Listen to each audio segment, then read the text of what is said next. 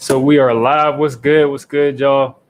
I'm not sure how many people are in the chat yet, but I just wanted to take this second to get. My mic just fell. I just wanted to take this second to thank everybody that subscribed to my channel. We just hit 3,000 subs today. I wanted to talk about that. Y'all can, drop whatever y'all want about that. And then again, I wanted to talk about that quarterback trade yesterday and how it affects the Giants. I think now it's a good chance that 3 wide receivers might go in the top 10. But we're going to start it off with Stafford. And I got Fisk Vegas with me. We wanted to start it off talking about Stafford and who we think won the trade. So I'll just start that asking you off. I'll just start this asking you, who you think won that first trade? Well, first of all, once again, Diggy, congratulations, man, on the 3,000. Appreciate it. Not a lot of people get there, man. So congratulations to that. And then Appreciate it, man. As far as the this Stafford trade is, both teams win. All right. Well, here's how I look at it. Hub had me on his channel Wednesday, right? Yeah, I think that was Wednesday. Yeah, it had to be Wednesday. I think it was. And Hub asked me. He said, "Fisk, do you think the Colts should trade for for Matthew Stafford?" And my answer to him was, "Do you think you're good enough to beat the Kansas City Chiefs if you have Matthew Stafford?" And the answer to that is, if you think you can beat Mahomes, then do it. If not, draft a quarterback and wait till Mahomes, wait 3 years when Kelsey gets older, Mahomes' contract kick, wait till the Chiefs look a little human. Exactly. Don't waste extra capital when you can't make a run. You feel me? Yeah, that makes sense. I mean, it seems like, for instance, if they trade for the Colts, they're in the same division, but if the Colts traded for Deshaun just for him to make that second round exit to Mahomes every year, that's a waste. It really is a waste. So that makes perfect sense. I mean, I feel like both sides won. The Colts, not the Colts, the Lions are going to have their probably 1 year tryout with Jared Goff. The Rams are going to have this little window to try to get back to the Super Bowl before they end up in real cap hell, and they got to start rebuilding after that. But I think both sides won it. I just didn't expect all of those first rounds, but I can kind of understand now that I look at the salary cap that they're going to have to take on by taking Jared Goff. And to piggyback off what you said, to bring my story full circle, that's why it made sense for the Rams, because the Rams don't have to go through Mahomes in the NFC. Exactly. So what the Rams are thinking is, Matthew Stafford on my team can beat Aaron Rodgers. So it's worth those 2 first-round picks for them because they can get to a Super Bowl with Stafford. Exactly. Stafford on the Colts ain't beating Mahomes, but Stafford on the Rams, he could beat Aaron Rodgers. Yeah, he could beat Tom Brady. With that defense and Cam Akers and them boys, they can make some things happen. Yeah. So those 2 first-round picks they gave up to get, the Rams gave up to get Stafford, it's worth it because that makes them a contender. And it's probably going to be like 27, 28. Exactly. At the worst, to be honest. Stafford on a team like the Colts don't do nothing for them. That doesn't make them any better than what they were with Rivers. Doesn't make them any better. Yeah. So I think it's a good deal for the Rams. And as far as the Lions go, you just got 2 first-round picks for a quarterback you didn't want. And Jared Goff is what, 25? 26 oldest? I know he's 6 years younger than Stafford. Stafford is 33. So I think he's like 26. Because he came in the same draft class as Dak and Wentz. So I think he might have been like a year older than them, though. So I think he's like 26, 27. So now, what if you hit lightning in the bottom? Remember, Drew Brees went from San Diego to New Orleans and was a different dude. So exactly. You never know. What if Jared Goff, this is the change he needs, and you put him in an offense that suits him? You may call lightning in the bottle. So it works literally for both teams. Yeah, it really helps both sides. So, I mean, when I first looked at that, I was like, that's a lot of picks. But when you really think about it, it definitely helps both sides. And then I wanted to ask you, too, I saw this. This is probably a rumor, but it's probably true. What do you think about them saying that Matthew Stafford said you could trade me to any team in the league but the Patriots? Makes 1,000% true. I agree, and it makes sense because he hates Matt Patricia. So why would he? Oh, yeah. Yeah, why would he go? Because they just hired Matt Patricia to be the defensive coordinator again. That makes sense. So why would he even want to be around that guy? Also, if I'm Matthew Stafford, if Matt Patricia is Belichick light, why would I want to go to the real deal? If I didn't like the Patriot way in Detroit, why am I like the real Patriot way? Yeah, he might be like, that's not even worth winning. Because Facts. Patricia was, I feel like Patricia was taking it a step for, because you know when somebody tries to copy somebody, but when they do it, they go like the next step up. I feel like that's what Patricia was like, as far as being rude and stuff. I feel like he was just doing it just to do it because he just felt like that's what he needed to do. Facts. And like I said, like even Joe Judge has his. Joe Judge has the Patriot way in New York, but he does it with his own swagger. Exactly. I just think not everybody was meant to lead men. You know what I'm saying? Patricia he really just might not be cut out to lead men. Facts. Yeah, and that's what I'm saying, man. Like, you don't see Bill, you never are going to see Bill Belichick. You're never going to see him dive into the mud. You're not going to see that. They tried to say that Joe Judge was copying Belichick, but it seems like he just took what he liked from everywhere that he's been and just did his own thing. And that's what you got to do, because if you try copying somebody, then you end up like Patricia. Yep, you're not authentic. Not the quote, no pun intended. Right. You got to be authentic with your personality and not try and like copy other people, which is why like everybody want to be Joe Judge, man. It's like you not. Yeah. It's like all these press conferences for introductory coaches and all this other stuff. Everybody want to be Joe Judge, bro. I mean, they think if they win the press conference like he did, that's going to automatically guarantee that they're going to be a good coach. But I don't know what was going on with the Lions coach, Dan Campbell. I don't know what was going on with him. I don't know. Like he about to go to Sparta or something like that. I don't know what Dan Campbell was talking. Dan Campbell was on that Peru. He was on that grade A Colombian for he did. I don't know what he was talking. But to kind of switch lanes to talk about how it affects the Giants. Jared Goff is coming to the Lions. That means they're going to have to eat his contract. But that might also mean that they're probably trying to bring back Kenny Golladay because they want to give him a year to try to prove himself. And if they don't bring back Golladay, then they're definitely going to take a receiver in that top 10. So what do you think? How do you think this affects the Giants as far as we might not have Golladay and we might not have any of the top 3 receivers? Well, my video will be dropping on my Giants channel, my Fisk Vegas Blue channel later today. I recorded it last night, but I'm gonna drop it today. It puts us in danger because people were already mocking them to take Devontae Smith at 8. Yep. I think they had the 8th pick. 7th, because most people have Jamar Chase going to the Dolphins. So exactly.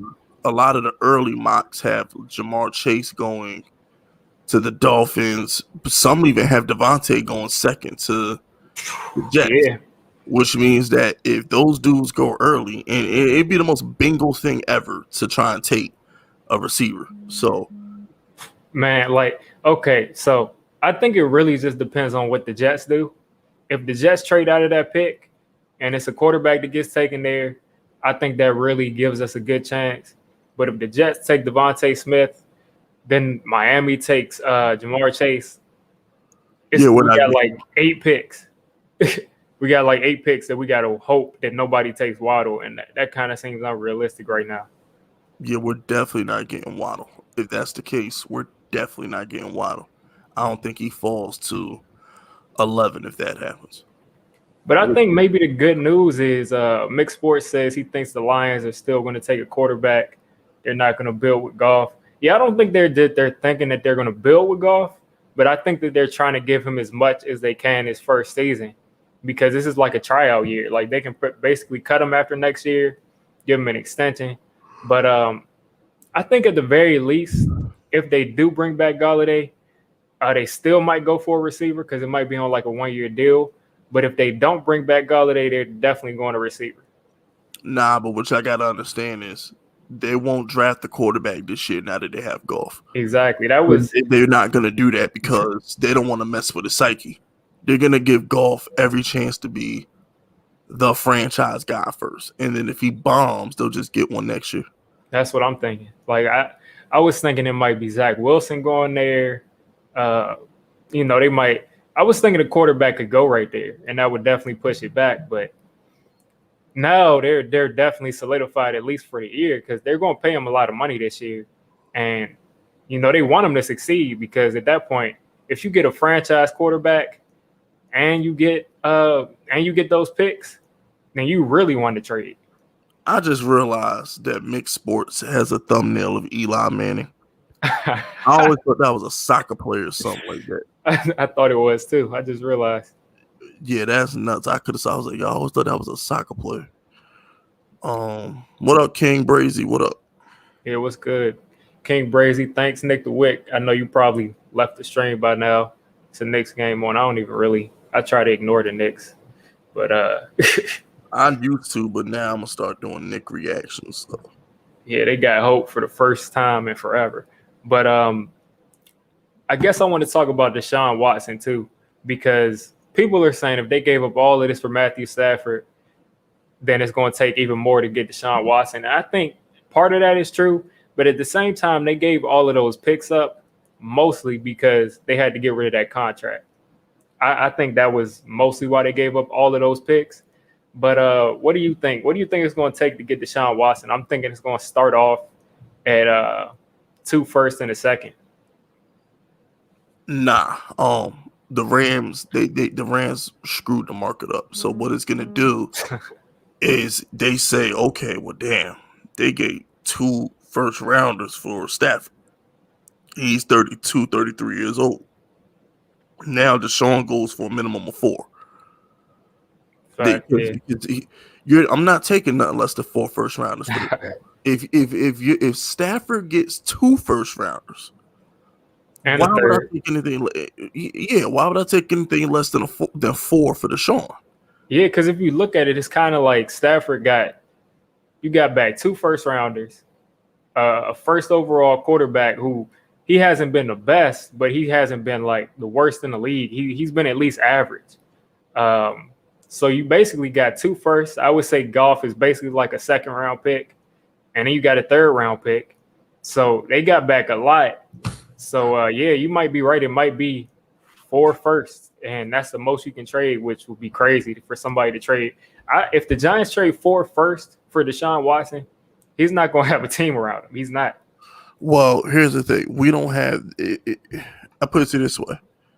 If the Giants traded 4 first round picks for Deshaun, that means we kept Saquon. So if we were to trade 4 first round picks for this is all hypothetical because I want to keep Daniel Jones. Yeah. Hypothetically speaking, we trade 4 first round picks for Deshaun, and we keep Saquon, and we can go sign Kenny Galladay or Allen Robinson or whatever. I'm with it. Yeah, I wouldn't do it, but my thing is we will be fine because at the end of the day, Deshaun Watson in our division, our floor is 10 wins.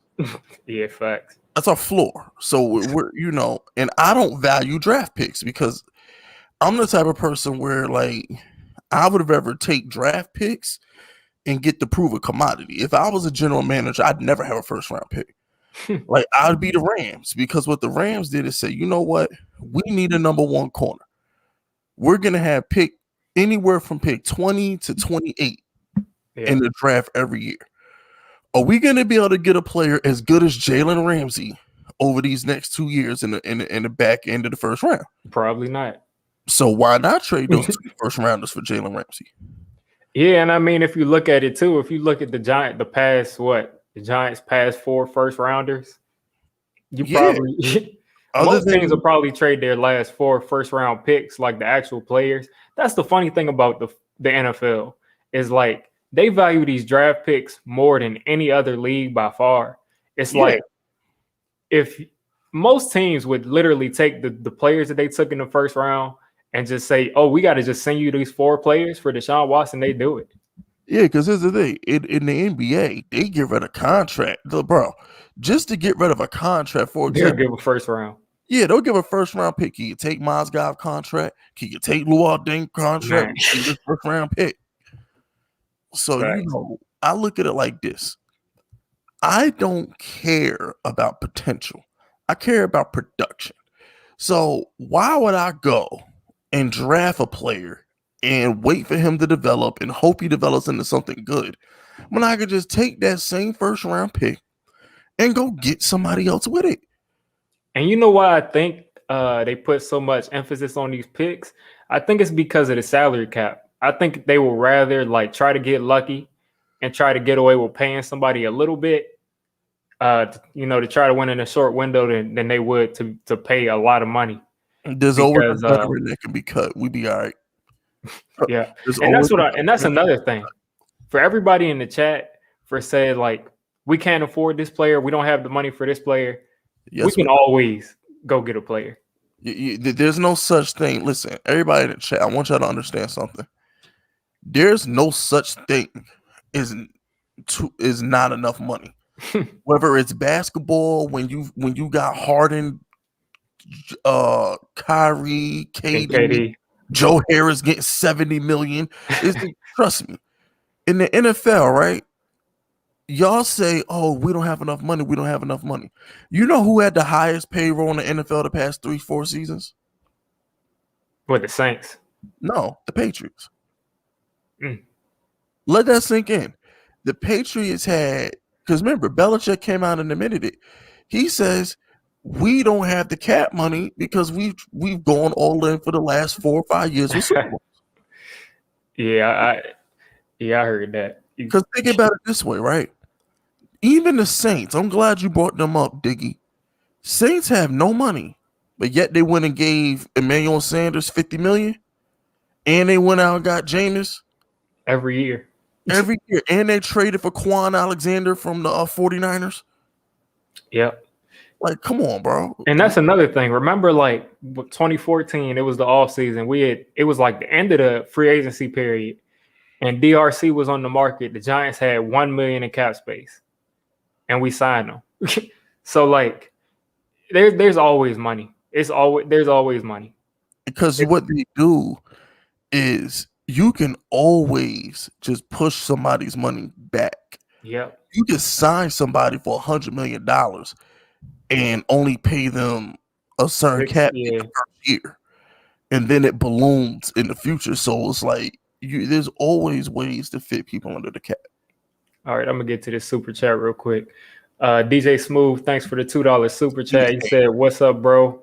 What's the beef with Watson? He's elite."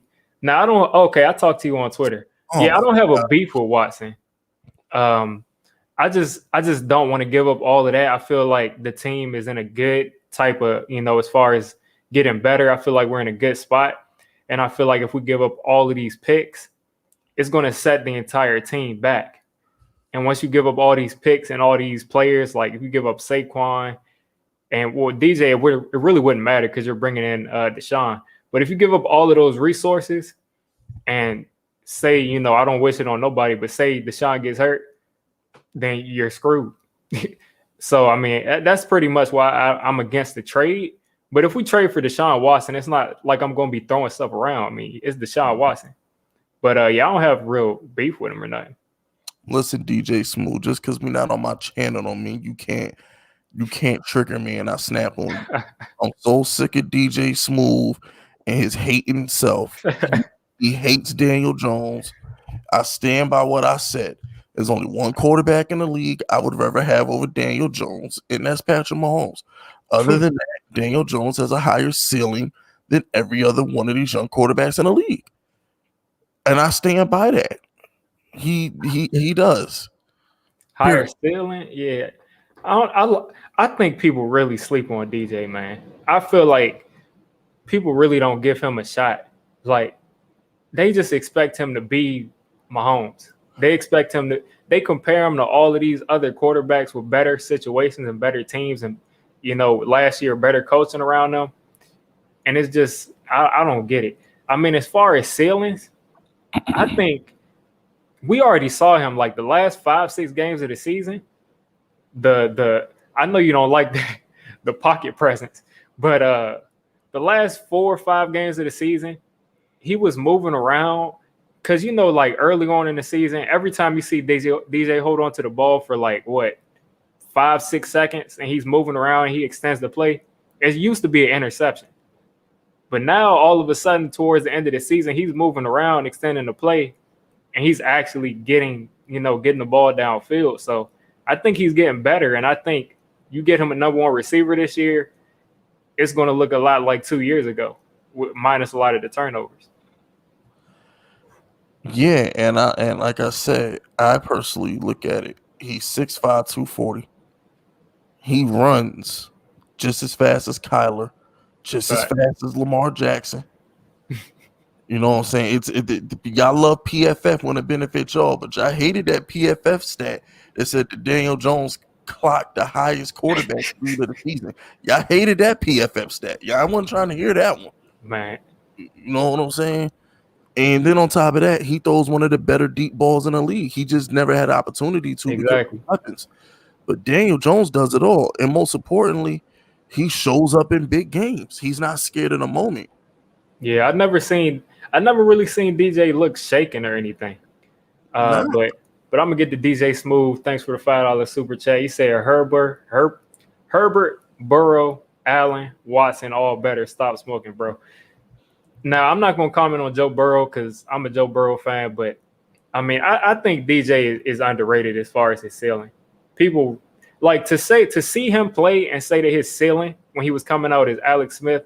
That's just disrespectful. But hold on, time out. Hold on. How about this? How about we compare rookie seasons? If we put Daniel Jones on a 16-game pace, he'll have better. He would have had better numbers than Herbert. All of them. Yeah. Only person who would have had a better rookie season is Deshaun Watson. That's the only person by far. But he's way better than Josh Allen was. It took Josh Allen 3 seasons to put up the numbers that Daniel Jones put up his first season. Yeah, Josh Allen. People were saying like they don't know if he can throw. They was the same way that people talk about Lamar right now for whatever reason. He was the white Lamar. He was worse. He was worse. He had like a 50-something completion percentage in 2019, 2020. I mean, I don't understand why they don't think that somebody can get better once you see him get a number 1 receiver and all of a sudden he's an MVP candidate. I'm actually on my phone right now. I want to go to, there he is, Josh Allen Pro Football Reference.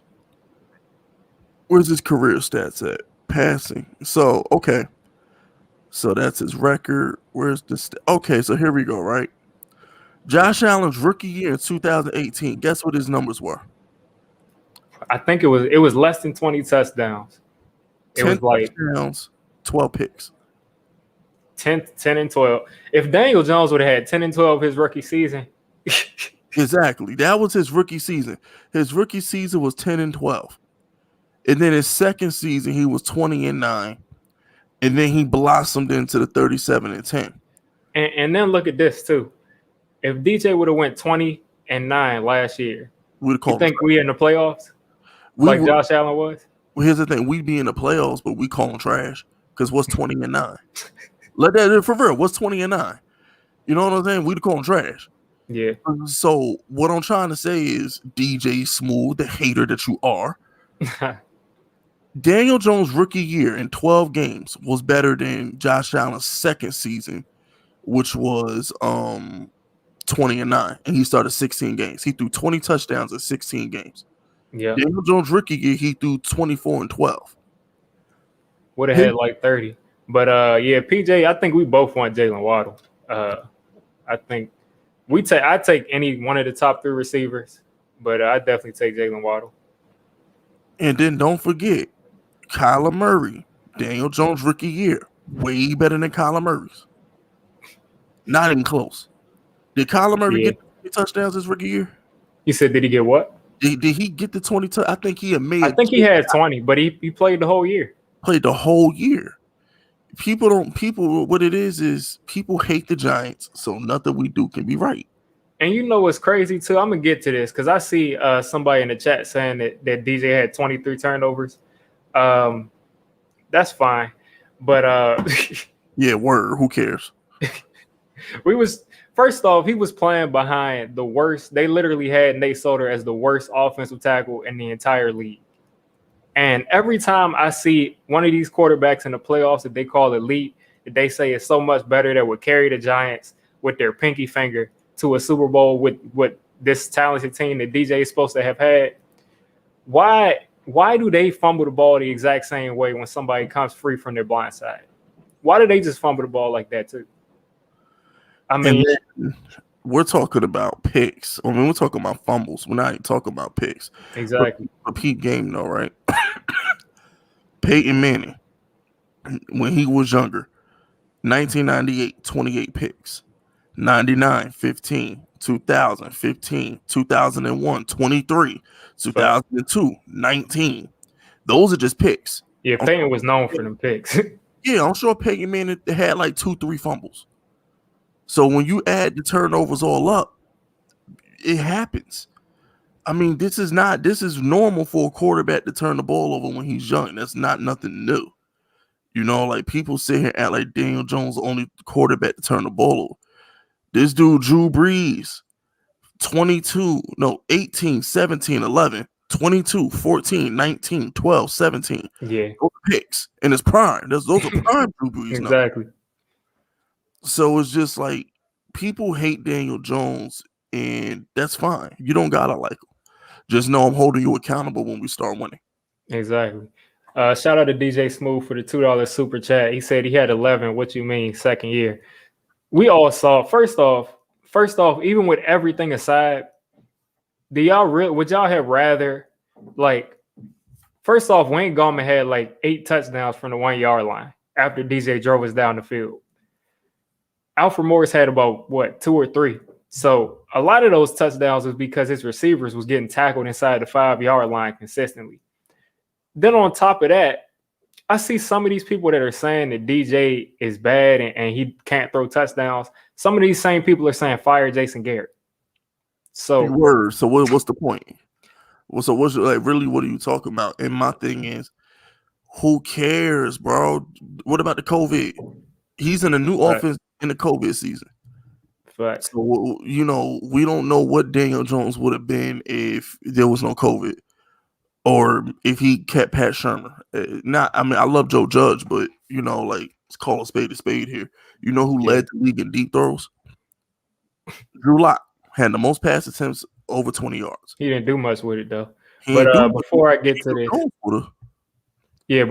this super chat real quick, I'm just going to ask you, do you think that the 49ers have to trade for Deshaun Watson to compete? They need a quarterback to compete, whether that's Deshaun Watson or trying to get a Carson Wentz. Yeah, I don't think he's going anywhere. You know, they try and get Jalen Hurts, then they got to do something, but they need a quarterback. Yeah. They're not going to win without a quarterback. They have to get a quarterback. DJ Smooth, thanks for the $2 super chat. Watson brings to playoffs. He can't read it. Can't read a defense. He can't read a defense, but he won more games than Watson did last year. Wait, are you saying that DJ can't read a defense? Yeah, he said he can't read defense. Hey, DJ Smith, how many games did Watson win last year? I'll wait. How many games did Watson win last year? Because last time I checked, Daniel Jones won more games than Deshaun Watson. And I think they both won 4 because Colt won that 5th one. But either way, I mean, I was kind of disappointed by Deshaun Watson last year. I mean, he put up the stats. Then he got 5. Huh? We went 6-10. Oh yeah, you're right. Yeah, so that means he did win one more. Yeah, he got one more win to Deshaun. So what's the point? So what are you really trying to say? He ain't go to the playoffs last year. Yep. And real quick, Diggy, can y'all keep that same energy with Saquon Barkley, please? How about y'all talk about that? The bus he's been. Y'all all down Daniel Jones' throat. But the worst pick we've had over the past 4 or 5 years has probably been Saquon. Say what you want about Evan Ingram. Probably Ingram. Evan Ingram wasn't supposed to lead the franchise. Saquon was supposed to be the guy who carried us. Then Dave Gettleman say, touched by the hand of God. I'm only taking somebody with the second pick who's going to be wearing the gold jacket one day. Exactly. Those were Gettleman words. Shout out to DJ Smooth for the $2 super chat. DJ can't beat good teams, and Watson's defense was bad. You think he's the only person in the league with a bad defense? Whoa, timeout. Hold on. Didn't the Redskins go to the playoffs? Because those were 2 of his wins. I could have sworn the Redskins went to the playoffs, right? Dallas. Y'all told me that Andy Dalton and Dak was the same person. Who he beat last season. So I mean, don't cap. At the end of the day, our division, you can say what you want. When our division is healthy, it's better than the South. When Dak is healthy, when Wentz and all his weapons is healthy, Redskins defense, you saw what they bout. For real. Our defense, our division harder than his when everybody healthy. And I saw this stat too that said that DJ faced out of all the top ranked passing. First off, Washington has the number 1, at least for most of the season, they had the number 1 passing defense in the league. So he faced some real serious defenses. He might not have faced all the best offenses, but he definitely faced some of the best defenses in the league. Pittsburgh at the beginning of the season, Chicago at the beginning of the season, Washington both times. I mean, the Eagles was up there for a while in sacks, so he faced some serious competition. Oh, and by the way, he would have swept Philly if old dude could catch. It's not exactly who can't catch. The thing is, people will rather. Last year he had 24 touchdowns, and they said they was empty stats. Oh, they said none of those stats mattered, right? But then this year, he was the reason that we won every single game that we won that he was in. He was literally the reason that we won those games. He was better this year than he was the rookie year. And that's what I'm saying. I think he got a lot better. And here's the thing. Because now I'm triggered. They done triggered me. So, Mr. Renteria, almost called you Retina, whatever you are, you anus, understand something. Your quarterback, who you think is so much better than Daniel Jones, lost to 2 straight backup quarterbacks. That clown had a 2-game lead in the playoff slot and lost his last 2 games of the season to backup quarterbacks. The Bears lost their last game of the season and still made the playoffs because that bum couldn't get a win. And he got DeAndre Hopkins and Christian Kirk out there. So don't try and clown my quarterback when your quarterback couldn't. Brandon Workman and whoever the heck they rolled out in San Francisco. So I'm not trying to hear that. Y'all want to nitpick? Let's nitpick. Kyler didn't want to run anymore because he hurt his shoulder. Daniel Jones, he beat the Cowboys. I'm saying I don't get how you scared to run because you hurt your shoulder. Facts. And that's another thing. I don't care if he was hurt. Daniel Jones didn't have one good leg. He had a bad ankle and a bad hammy, and still the Cowboys. Daniel Jones went out there with no legs and was running in week 17. I'm not trying to hear that crap. At the end of the day, bro, don't throw rocks if you got a glass home. Bottom line, for real. And then on top of that, you bozos, you know nothings, you bullies who want to bully Daniel Jones. You sat there and cried and gave Matthew Stafford every excuse on the planet to why he never won a division in Detroit, but don't want to get Daniel Jones a pass. Fact. Y'all all sit there and tell me that Green Bay failed Aaron Rodgers. So bear with me, Diggy. Let me ask you a question. I want to ask honest to God. God is watching right now. The good Lord is watching. I want everybody to ask y'all a question. You Matthew Stafford sympathizers. If we can all agree that Green Bay failed Aaron Rodgers last decade, we can all agree that the Bears ain't never had no quarterback. Yeah. And we can all agree that Adrian Peterson ain't had no quarterback but for 1 year with Brett Favre. The man was breaking records with a wide receiver and quarterback for most Joe Webb. Joe Webb or Christian Ponder or whatever his name was. You mean to tell me Matthew Stafford with all that talent, Megatron, Reggie Bush, Dominican Sue, he couldn't get the division one time. He couldn't win that division one time. One time. But yet he's so great. Oh, he's underrated. Don't sleep on Matthew Stafford. It's not his fault. What you mean? I don't think you could be underrated if everybody thinks that you're underrated. Facts. And you can't. It's called underachieving. You mixing the words up, people. He's not underrated. He underachieved because Aaron Rodgers had trash teams in Green Bay, and the other two teams in the division didn't have a quarterback.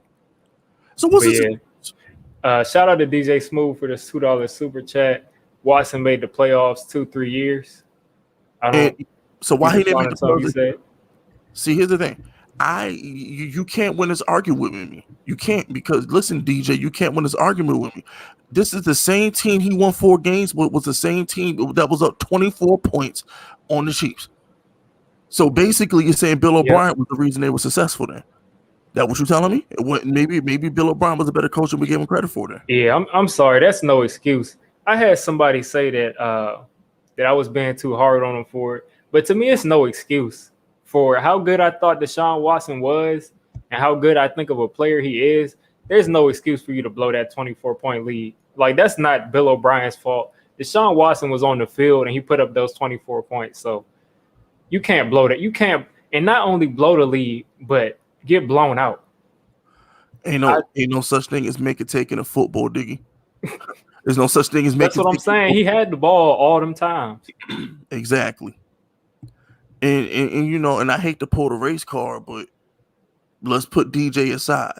Y'all don't get black quarterbacks some same passes, because with the Deshaun Watson is the only black quarterback in the league that gets this kind of pass. Cam Newton ain't get that pass. Jameis Winston ain't get that pass. But Jameis Winston won 7 games last year with the Bucks and threw for 5,200 yards and 30 touchdowns. 30 and 30. And y'all called him trash. So let me ask you a question. Who had a better season? Deshaun, who won 4 games and led the league in passing, or Jameis, who won 7 games and led the league in passing? Yep. Who had a better season? I mean, I say Jameis had the better season.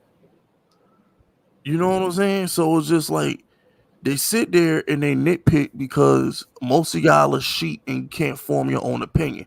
So you're gonna piggyback and you're gonna bandwagon off what's cool to say, what's the popular take, what's gonna make me sound smart.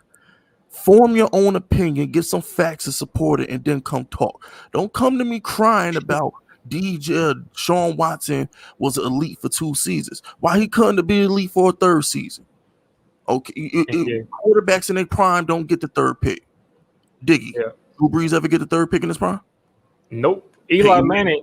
Y'all can say what y'all want about Eli. Was Eli ever picking? Nope. I'm wrong. But when Eli was in his prime, no, you weren't in his prime. We never had it. We never was picking that high. Coughlin always won 8 to 11 games. We would never. We didn't have our first losing season in forever until like 2013. Yeah. You know what I'm saying? We always picked we never had a top 5 pick. The first top 5 pick the Giants got was the Saquon pick. I feel like an elite quarterback, your floor should be like 8 wins. Thank you. That should be your floor. But shout out to DJ Smooth for the $2 super chat. Watson was elite in year 2. I think you already addressed that. Elite and blew a 24-point lead.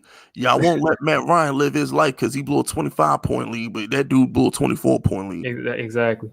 DJ Smooth, another $2 super chat. Tell me something, Fisk. I think he's basically asking you to tell him something that makes Daniel Jones elite. Okay, his athleticism, his ability to throw the deep ball, and most importantly, his composure in big games. And then the biggest quality that Daniel Jones has that a lot of other quarterbacks don't have is he's willing to go out there and do his job with absolutely nothing around him. And this dude, as I was talking earlier about all the touchdowns that Wayne Gallman and Alfred Morris got that DJ didn't get, he also went out there and just played team. He don't care about his stats. He just went out there and he played team football, and however we scored, that's how we scored. How was Daniel Jones not clutch? Who said how was Daniel he not clutch? Somebody in your chat said, yeah, some dude named, yo, what you got weirdo names in your chat? Arvinid? Arvin Palmer. Yeah, what are you, that Gatorade drink with the golfer on it or something? Listen, check this out, bro. Daniel Jones, his first game ever came back from 18 points on Tampa Bay. He had a 5-touchdown overtime win versus Washington. He threw the pass that should have beat the Eagles to Evan Ingram, but it was dropped. He came back and should have tied the game versus Tampa Bay if they didn't pick the flag up. Don't forget, last game of the season, we were only allowed to root for the Eagles because he won the game at 1 o'clock. Did Kyler Murray beat the Rams? No. Yeah, DJ showed up week 17 because y'all can't wait. Y'all can't say Evan Ingram dropped this pass, so DJ is not clutch, because the ball was right in his hands. If DJ had made that and won that week 17 game and we got into the playoffs, y'all be saying that was a clutch performance. So, but bro, like, I'm trying to understand. Our guy Daniel Jones beat the Dallas Cowboys week 17 on a bad ankle and a bad hammy. Exactly. What was Kyler Murray's excuse for losing to the Rams? Keep it 100. What was his excuse? All Kyler Murray had to do was win, and he's in. Exactly. He lost. Lost. Let me get to this. Let me get to these super chats real quick. Shout out to DJ Smooth for the $2 super chat. Said he was 33-7.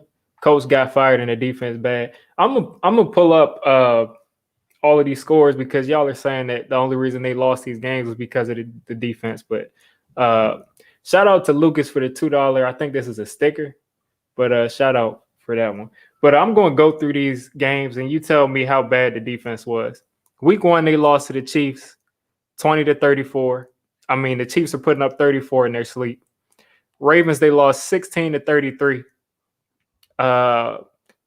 Steelers, they lost 21-28. Vikings, they lost 23-31. That's 4 weeks into the season and they don't have 30 points yet. Week 5, Jaguars. They beat the Jaguars, who have the first pick in the draft, 30-14. Lost to the Titans, 36-42. You might be able to put that on the defense, but that happens. No. Lost to the Packers. Hold on, let me pause you. 36-42. Didn't he have a ball in the last 5 minutes of that game? And he might have.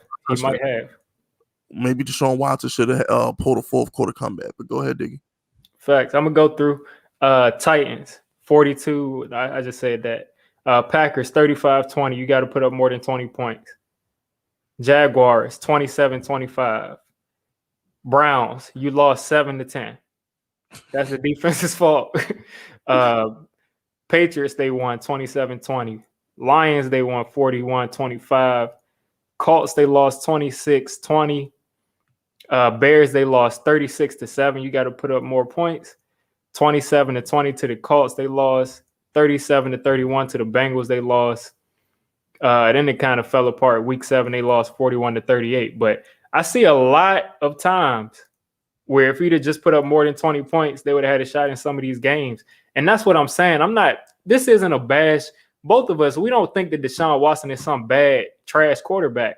But y'all are saying that he's like some magic man, like Mahomes, to where the only way he could possibly lose is because the defense was bad. And the defense a lot of times gave up 20-something points, and he couldn't make up the difference. So, I mean, at least find 3-4 more wins out of those games. Call it what it is, Diggy, putting up empty calories, them empty stats. Fact. Same thing I said about Daniel Jones, them empty stats. All right, shout out to DJ Smooth for the $2 super chat. Week 17 took him then to show up. He was injured. Shout out to J Moda 23 for the $4.99 super chat. Reports are that Houston wants 2 firsts, 2 seconds, and 2 young defensive starters. The Giants are not in a position to make that move. Your thoughts? I'll give my thoughts real quick. So 2 1s, 2 2s, and 2 young defensive starters. So the 2 young defensive starters we would have to give up probably Peppers and Leo, Leo. Maybe if we signed him and traded him. So I would look at that trade. I would look at it. I think that's a solid trade. I would look at that. I would look at it. I would definitely look at that. But what do you think? I would never do that. You wouldn't do that? Nah, because the Deshaun Watson isn't that much better than Daniel Jones. Like I said, I did a hypothetical video just for fun, and it got me 5,000 views. So it was worth it. But would you understand? Deshaun Watson is not that much better than Daniel Jones. 2 1s, 2 2s, 2 young defensive starters. Jabril Peppers, I feel like he's not coming back anyway when his contract expires. Leo probably wouldn't be coming back anyway. The 2 1s, I think that's nothing. And then the 2 2s, I feel like maybe you could negotiate that, give them 1 2 and a 3. But I would look at that trade. I think that's a fair trade if we was to make that. Nah, because look at it from this perspective, right? The Giants had a lot of holes we gotta fill, right? We need to replace the tight end. We need a second corner. We need another linebacker to go next to Blake Martinez, and we need 2 edge rushers. That's just on defense. Right. Not even including we need 2 wide receivers, and we need potentially need a left guard because Hernandez can't run block and Shane Lemieux can't pass block. Exactly. And need a right tackle depending on how you feel about the other dude, the rookie, Pert. Yeah. So my whole thing is I gotta understand Daniel Jones. And we're not in a position to win a Super Bowl. The Rams can give away picks because they can win a Super Bowl. Rams are in win Super Bowl now. Giants are in build the freaking team. And then exactly. And that's my biggest point for why I didn't think we should make that trade. Because if we were in the Rams situation and we was just in the playoffs, and the reason, like if Daniel Jones was out there stinking it up in the playoffs, and we was like, if we had a quarterback, if he would have been in the Super Bowl. But this team, the games that we won where DJ was in there, we won specifically. The defense was definitely playing well, but the defense basically, they won that game that Colt McCoy was in. But the rest of the games, DJ was pretty much the reason that we was even in the game. So, I mean, I think if we were further along, then sure, you do whatever. But yeah, if we were the Bears, if we were a team like the Bears and all we were missing was a quarterback that can make plays, sure, that would be worth it. But you gotta understand, it's bigger than that. It's like Daniel Jones also, here's the thing. Mara and Joe Judge don't want the drama that Deshaun Watson brings. We couldn't handle Odell. You think we're gonna handle the crap that Deshaun Watson trying to pull? Like, come on. Just think about it. We losing a game or we blow a big game, and then you got Deshaun Watson on the sideline with the towel over his head. That's gonna be the front page of the New York Post. Facts. He's detached. They're gonna give him the Cam Newton treatment. Exactly. The media in Houston is soft. The media, you know what's funny? Trying to hear that. You know what's funny? Deshaun Watson and Cam Newton, they put the towel over their head after they win games. That's the funniest part about it. But shout out to DJ Smooth for the $2 super chat. Fisk, Watson is top 5. Jones is bottom 20. Bottom 20. It's funny how you saying bottom 20 like that's not more than half of the league. I just want to know where he's ranking Kyler Murray and Justin Herbert and all these other guys. Meanwhile, Herbert put up pretty much the exact same season as Daniel Jones if he'd have played that whole year.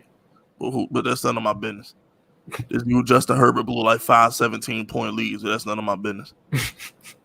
But here's the thing. Look, how was Deshaun Watson a top 5 quarterback and he won 4 games? I'll wait. I can't.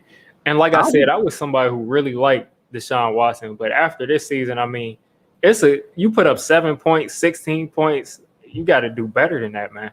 I'm just saying you got to do better than that to be top 5. I'm just confused because you can't be top 5 and you can't make the play. How you a top 5 quarterback play all 16 games to get the 3rd pick in the draft? How, Sway? If DJ had the 3rd pick in the draft right now, if DJ right now has the 11th pick and we did so bad this year. Word. Everybody predicted us to go 6-10. Most Giants fans said we would go 6-10, 7-9, 5-11, and we went 6-10. So let this sink in, right? I want everybody to let this sink in. Deshaun Watson, y'all saying Deshaun Watson's a top 5 quarterback, right? The only 2 teams with a worse record than him were the Jets and the Jags. Let that sink in. You're a top 5 quarterback. The only teams with a worse record than him were the Jets and the Jags. Come on, man. exactly. Shout out to DJ Smooth for the $2 super chat. Herbert battle with Goats, Breeze, and Brady.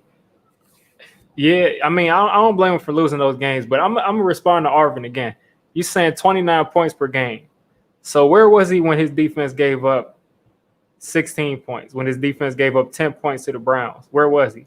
When his defense gave up, I mean, I don't, just because they average this amount of points per game doesn't mean that he can't show up in the times where they don't give up 29 a game.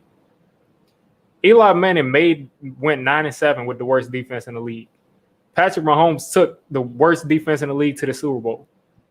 Yeah, I'm about to say, I'm not trying to hear nothing about no bad defense when I watch Aaron Rodgers for years win 10 to 12 games to the Packers. I watched Peyton Manning in Indianapolis for years win 12 to 15 games. Drew Brees, all those years where the Saints defense was like the worst of all time, he was at least going 7-9, 8-8. Word. Like, y'all trying to give him excuses for 4 wins. Come on, man.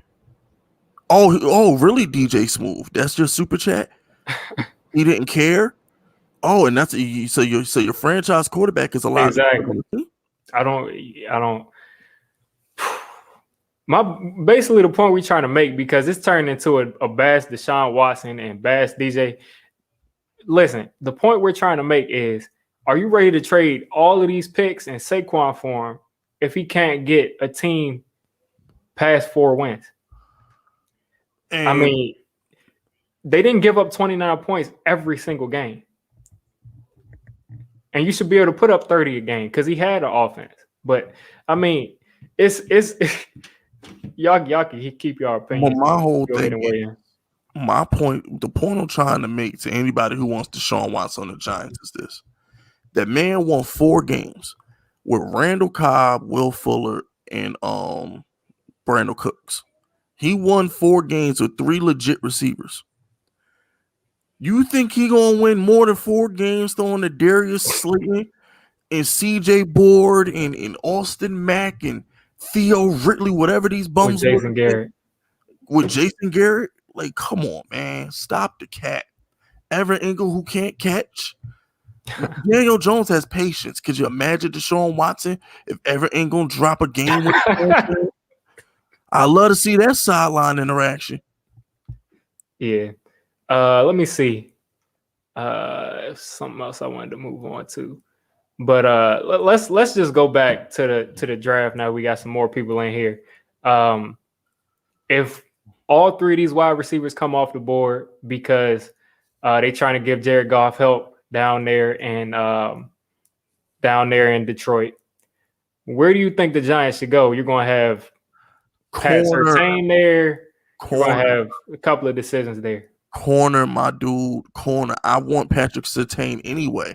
What up, Authentic? Authentic, pull What's up. Good. Hey, definitely. I sent you the link. You can pull up whenever. Pull up, Authentic. But I've been said it, bro. We need to sign a big-time receiver, Kenny Golladay, Allen Robinson. Then go take like $8 million, maybe 10 if you want it. Get Curtis Samuel. And then just draft the best available player at 11. Why draft the receiver, right? Here's how I look at it, right? You're going to give the 11th pick, that wide receiver is going to get $18 to $20 million. Fact. Right? Why not just go get the cheaper receiver, Curtis Samuel, who Dave Gettleman took in the 2nd round, who was a burner from Ohio State? Yeah. Ohio State, bro, that's Terry McLaurin. You know what I'm saying? Like, he's not no random dude. He was from the Ohio State. Are you talking about Curtis Samuel from Carolina? Oh, okay, yeah. He took him in the 2nd. Dave Gettleman took him in the 2nd round. So what I'm trying to say to y'all is go get Kenny Golladay, Allen Robinson to be your number 1. Go sign Curtis Samuel to be your number 2. And then draft Patrick Surtain or was it Chris Farley or something like that? The other corner. Yeah, Caleb Farley. I like Caleb Farley a little bit better, but either one of them would be real good. we need to get Bradbury some help so we can play some more man coverage. So it's like, why draft that wide receiver at 11 when we could sign 2 wide receivers? That's all I'm saying. Sign 2 wide receivers, draft the best corner or edge rusher at 11. Or how about this? All you Kyle Pitts truthers out there, I wouldn't care if we draft Kyle Pitts if I knew we signed 2 receivers of free agency. I still think it's terrible because we just tried that with Evan Ingram and it didn't work. But people forget Evan Ingram was a first-round pick at tight end. Yeah. Yeah, I've been going back and forth with people about that. But shout out to DJ Smooth for the $2 super chat. Keep Barkley and Watson. Doesn't want to be there. I don't want to make this a Deshaun Watson stream too much. But if we got Watson in here, I definitely would want to keep Barkley with him. I think that's something we all agree on. That was my hypothetical video. Gettleman's never trading Saquon. Exactly. That was his first pick with the Giants. He's never trading Saquon. It's never happening. It's never happening. So that's all cap. That was a hypothetical video by me because I don't want to pay Saquon next year. Exactly. But, And shout out to White. I don't know if I could say this on stream, but shout out to you for the $5 super chat. How would you guys feel about drafting Caleb Farley at 11 or even trading back? Now, we just said we will both take one of those cornerbacks. I like Caleb Farley a little bit better because I think he's going to be better in man coverage. The thing that scares me about Caleb Farley is that if Pat Graham does actually like playing off, Caleb Farley isn't the best at playing off coverage. So I think the safer pick will be Surtain, but Caleb Farley could easily be the better player because he might run like a 4.3 at his pro day. I just get nervous because they said that the Eagles are probably going to take a corner. So we might not even – the Eagles are supposed to be taking Surtain or Farley, allegedly. But I feel like that's a win-win because if they take Farley and then another corner like Surtain goes at like 9 or something like that, then we're going to definitely have Jalen Waddle there. So not really though, because it all depends on where Deshaun goes. Because the Jets can't take them. The Jets and Dolphins can't take a receiver if one of them trade for Watson. Yeah. So what we really need to do is hope Watson gets traded to the Dolphins because they're the ones who are going to take that receiver. The Jets I still think the Jets are taking a quarterback. I just personally think the Jets are going to take Trey Lance or Justin Fields. But we know the Dolphins taking a receiver at 3. Yeah, at this point, I think that's, yeah. And then the thing is, too, I think it's just either they're taking Deshaun Watson, the Jets are getting Deshaun Watson, or they're taking the quarterback. If they get Deshaun Watson, someone else might be picking at that number 2 pick. And if they do still have that pick, then it's going to be a receiver probably. No. Remember, if the Jets get Deshaun Watson, that they're getting the number 2 pick. The Houston, they have to. Houston's going to take a quarterback. Yeah, so you're right. It should probably be a quarterback there. So we got to root for the Dolphins to get Deshaun Watson, so they can't take a quarterback. So they can't take a wide receiver with the 3rd pick. Yeah, because Houston's going to take the best available quarterback with that 3rd pick. So if we luck up and Watson goes to Miami, then I'm 99% sure we'll get Jalen Waddle, maybe even Devontae Smith or Jamar Chase. Yeah, I seen Devontae Smith falling down boards because I guess it's his size and everything. But shout out to DJ Smooth. Fisk, keep that same energy on Jones and Watson. I always do. Wow. All right. Shout out to Barth, 3,400, $2 Canadian. DJ needs a proven number 1 wide receiver, not an unproven rookie. And that's something that I thought about too, is that even if one of these rookies end up being like the best receiver in the league, if they're not doing it immediately, then we kind of didn't get what we wanted to get for DJ in this particular year. So that's a good point. And remember, Diggy, that goes back to what we started the stream talking about. I don't care about draft picks. I would much rather sign the proven commodity. And with there's certain positions, you don't have time to let it grow. Yeah. Our receiver is one of them. You know who you let grow? corners, linebackers, defensive ends, those are positions that you can draft and let grow. Exactly. Your wide receiver, nah, you need to come in and get the job done. All right. Shout out to White Knee Grow for the $5 super chat. It seems more likely that Parsons will fall to us due to his off the field issues. Should we consider him at 11 or is it too risky? I don't think the Giants are going to draft Michael Parsons at all because even if that stuff isn't true, the Giants just don't like that kind of stuff. And if it is true, then that dude is just weird. So you really don't. What'd he do? Let's say he was treating the locker room as if, it was a movie type prison, all of the over exaggerated prison stuff. That's what they said he was doing in the locker room. He was, violating people all kinds of ways. It was real strange. And he was calling himself Sandusky. So I don't know if that's true, but if it is true, then that's not going to fly in the NFL. No comment. Exactly. That's all you can really do. That's all you can really do, bro. Because the first thing that came to my mind is you not doing that on grown men. Like that's what I'm saying. That's not going to work in the league. They're gonna be like Michael Parsons is out with a fractured jaw. How you get that? Or he gonna get what was that dude name of the Jets? Came Poppy or something. IK Poly or something. Word, it's not going in good for him, bro. How you gonna run up on a grown man talk about something? I'm saying Dusky. What? It was him and what's the name? The defensive end Gross Matos from last year. That's what they were supposedly doing. Nah, them dudes is pussy. I'm sorry. It comes there to you. Nah, I'm not gonna let no other man flirt with, bro. I don't even let a grown man tell me what to do. You think about a grown man flirt with me? Man, please. I'm gonna beat on the devil football. Yeah, they said it was some kind of hazing thing. But to make a long story short, I don't think the Giants are going to touch him. I don't. Nah. And on top of that, we got Blake Martinez. He's not a need. Yeah. Yeah, Michael Parsons could possibly be an outside linebacker and rush occasionally because he's really good at that. But I don't think after hearing that stuff, I just don't think that's going to work here. Nah, that's not going to fit. It's a bad fit personality. And shout out to Sky MSP. He said he'd do that in the Giants locker room. Joe Judge is going to beat us. Yo, bro. Yeah. It's not going to work. Like, you got to understand, like, we got some goons on that defensive side of the ball. You just imagine going to Leonard Williams or something like that. Yeah. Dusky, please. Yeah, I agree with you, Arvin Palmer. He's definitely going to be best at a 4-3 sound because he's best going forward. So, he's got a lot of athleticism, but projecting him as a coverage inside linebacker is going to be a lot.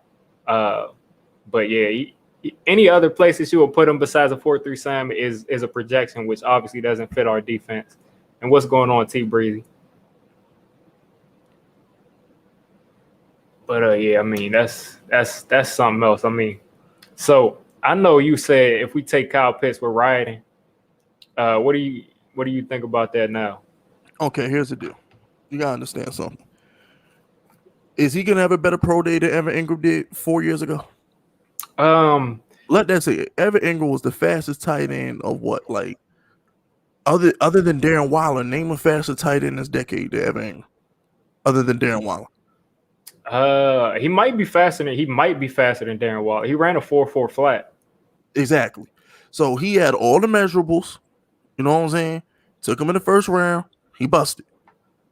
Yeah. Now I want people in the chat because I can't do it because I'm obviously I'm on stream, y'all. I want to mess up my connection.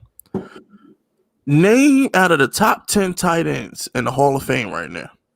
Name one that got drafted in the first round. Out of the top 5 tight ends in the NFL right now, name one that got drafted in the first round. And that's a good point. Point. Bro, go get you some disgruntled basketball player who not going to the NBA. Teach them how to run routes and catch the ball. Yeah. There you go. Get that in the 3rd or 4th round. Done. Yeah, the thing I will respond to is the Kyle Pitts situation is kind of different because Kyle Pitts is like he's everything that Evan Ingram really isn't. First off, Evan Ingram, he's never been a jump ball tight end. He's like 6'2", 6'3". Kyle Pitts is 6'6". Kyle Pitts can actually run routes. Kyle Pitts had 0 drops, and even in college, Evan Ingram was dropping the ball. He had like 8 drops his senior year. So he runs routes. Like someone in the chat is saying he runs routes better than Chase and Waddle. I don't know about that, but he definitely runs routes better than like 90% of tight ends in the league right now. So drafting him would be, I feel like it's a safer pick than Ingram because we just drafted Evan Ingram because we was like, if we can just run him down the seams and get him in open space, we'll be good. But Kyle Pitts is more like a polished receiver. I put it to you this way. Here's what I'm going to say. Because I wouldn't mind having – sometimes I watch Travis Kelce. I'm like, damn, why can't Danny have that? But what I'll say is this. How about this? I'll meet y'all halfway. Get me my number. Get Danny his number 1 receiver. I'm all for it.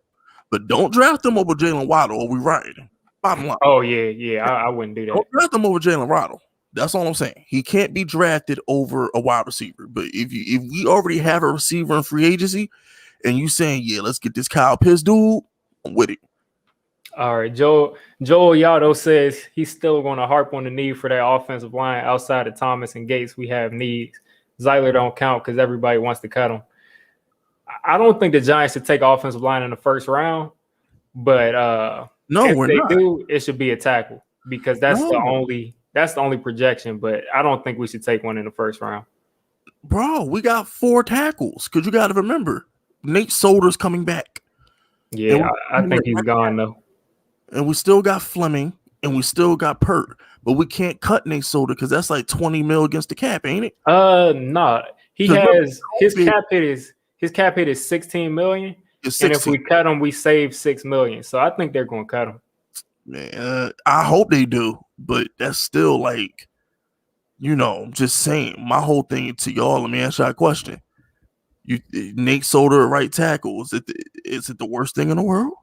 That might happen. Not left tackle because Andrew Thomas is fine there, but right tackle Diggy. Is that the worst decision? Yeah, that might happen. And Arvin Palmer says Pat Fryermuth in the second round over Pitts at 11. I would rather take that too, only because Pat Fryermuth probably is like 70% of the receiver of Kyle Pitts, and this dude can block like an offensive lineman. So I just been picturing him like Saquon running behind this dude. Like I don't know if you've seen him, Fisk, but they use Pat Fryermuth like a pulling guard on these run plays. So him running behind Saquon running behind him will be ridiculous. Get him. As long as he can catch, we good. Oh yeah.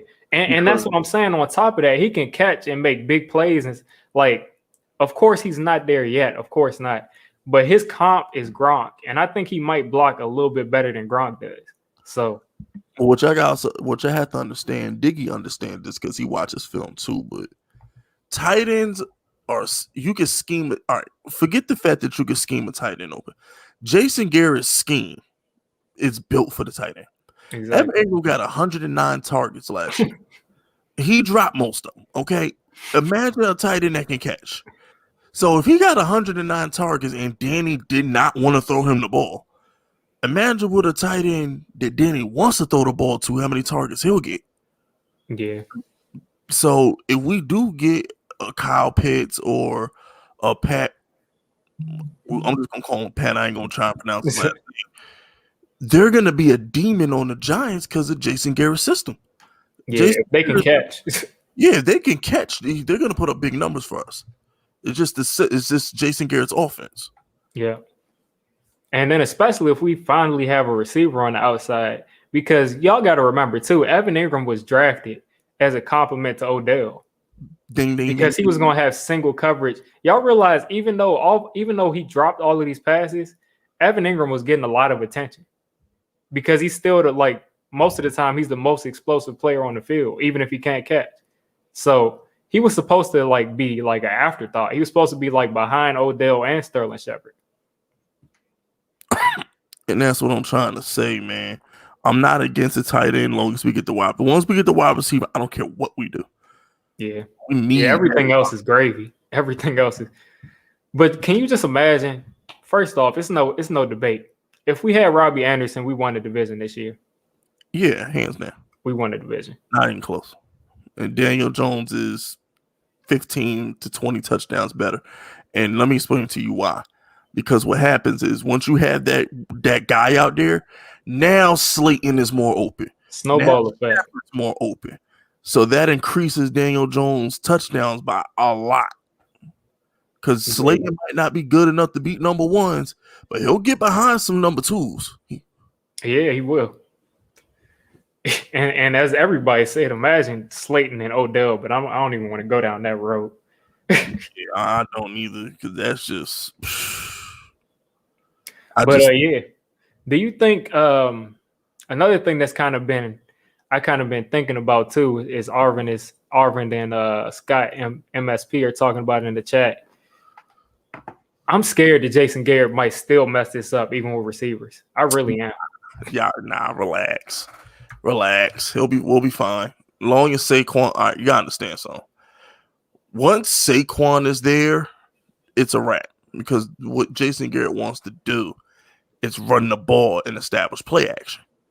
Exactly. And that's why Kenny Golladay is the best fit for the offense, because he can get down the field vertically. Oh, hold up. We got Authentic ready to come in. Bet. Yes, What's sir. good? What's good, Authentic? I'm God, chilling, man. What's good? What I miss, fellas? What I miss? We're not talking about too much. We just been talking about right now. We just talking about Jason Garrett. We talked a little bit about Kyle Pitts, Pat Fryermuth, but Fisk was talking about Jason Garrett, and I guess after he talks, you can kind of give your analysis of what he did this year and if you trust him next year. Yeah, because we're done with the Deshaun Watson talk. We're done with that.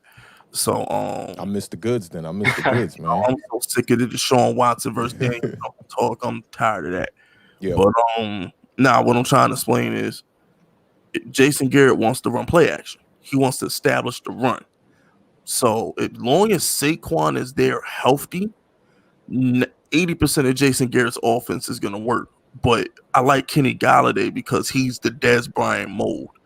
You know, he fits that go down the field receiver that takes the top off the coverage, gets the jump balls.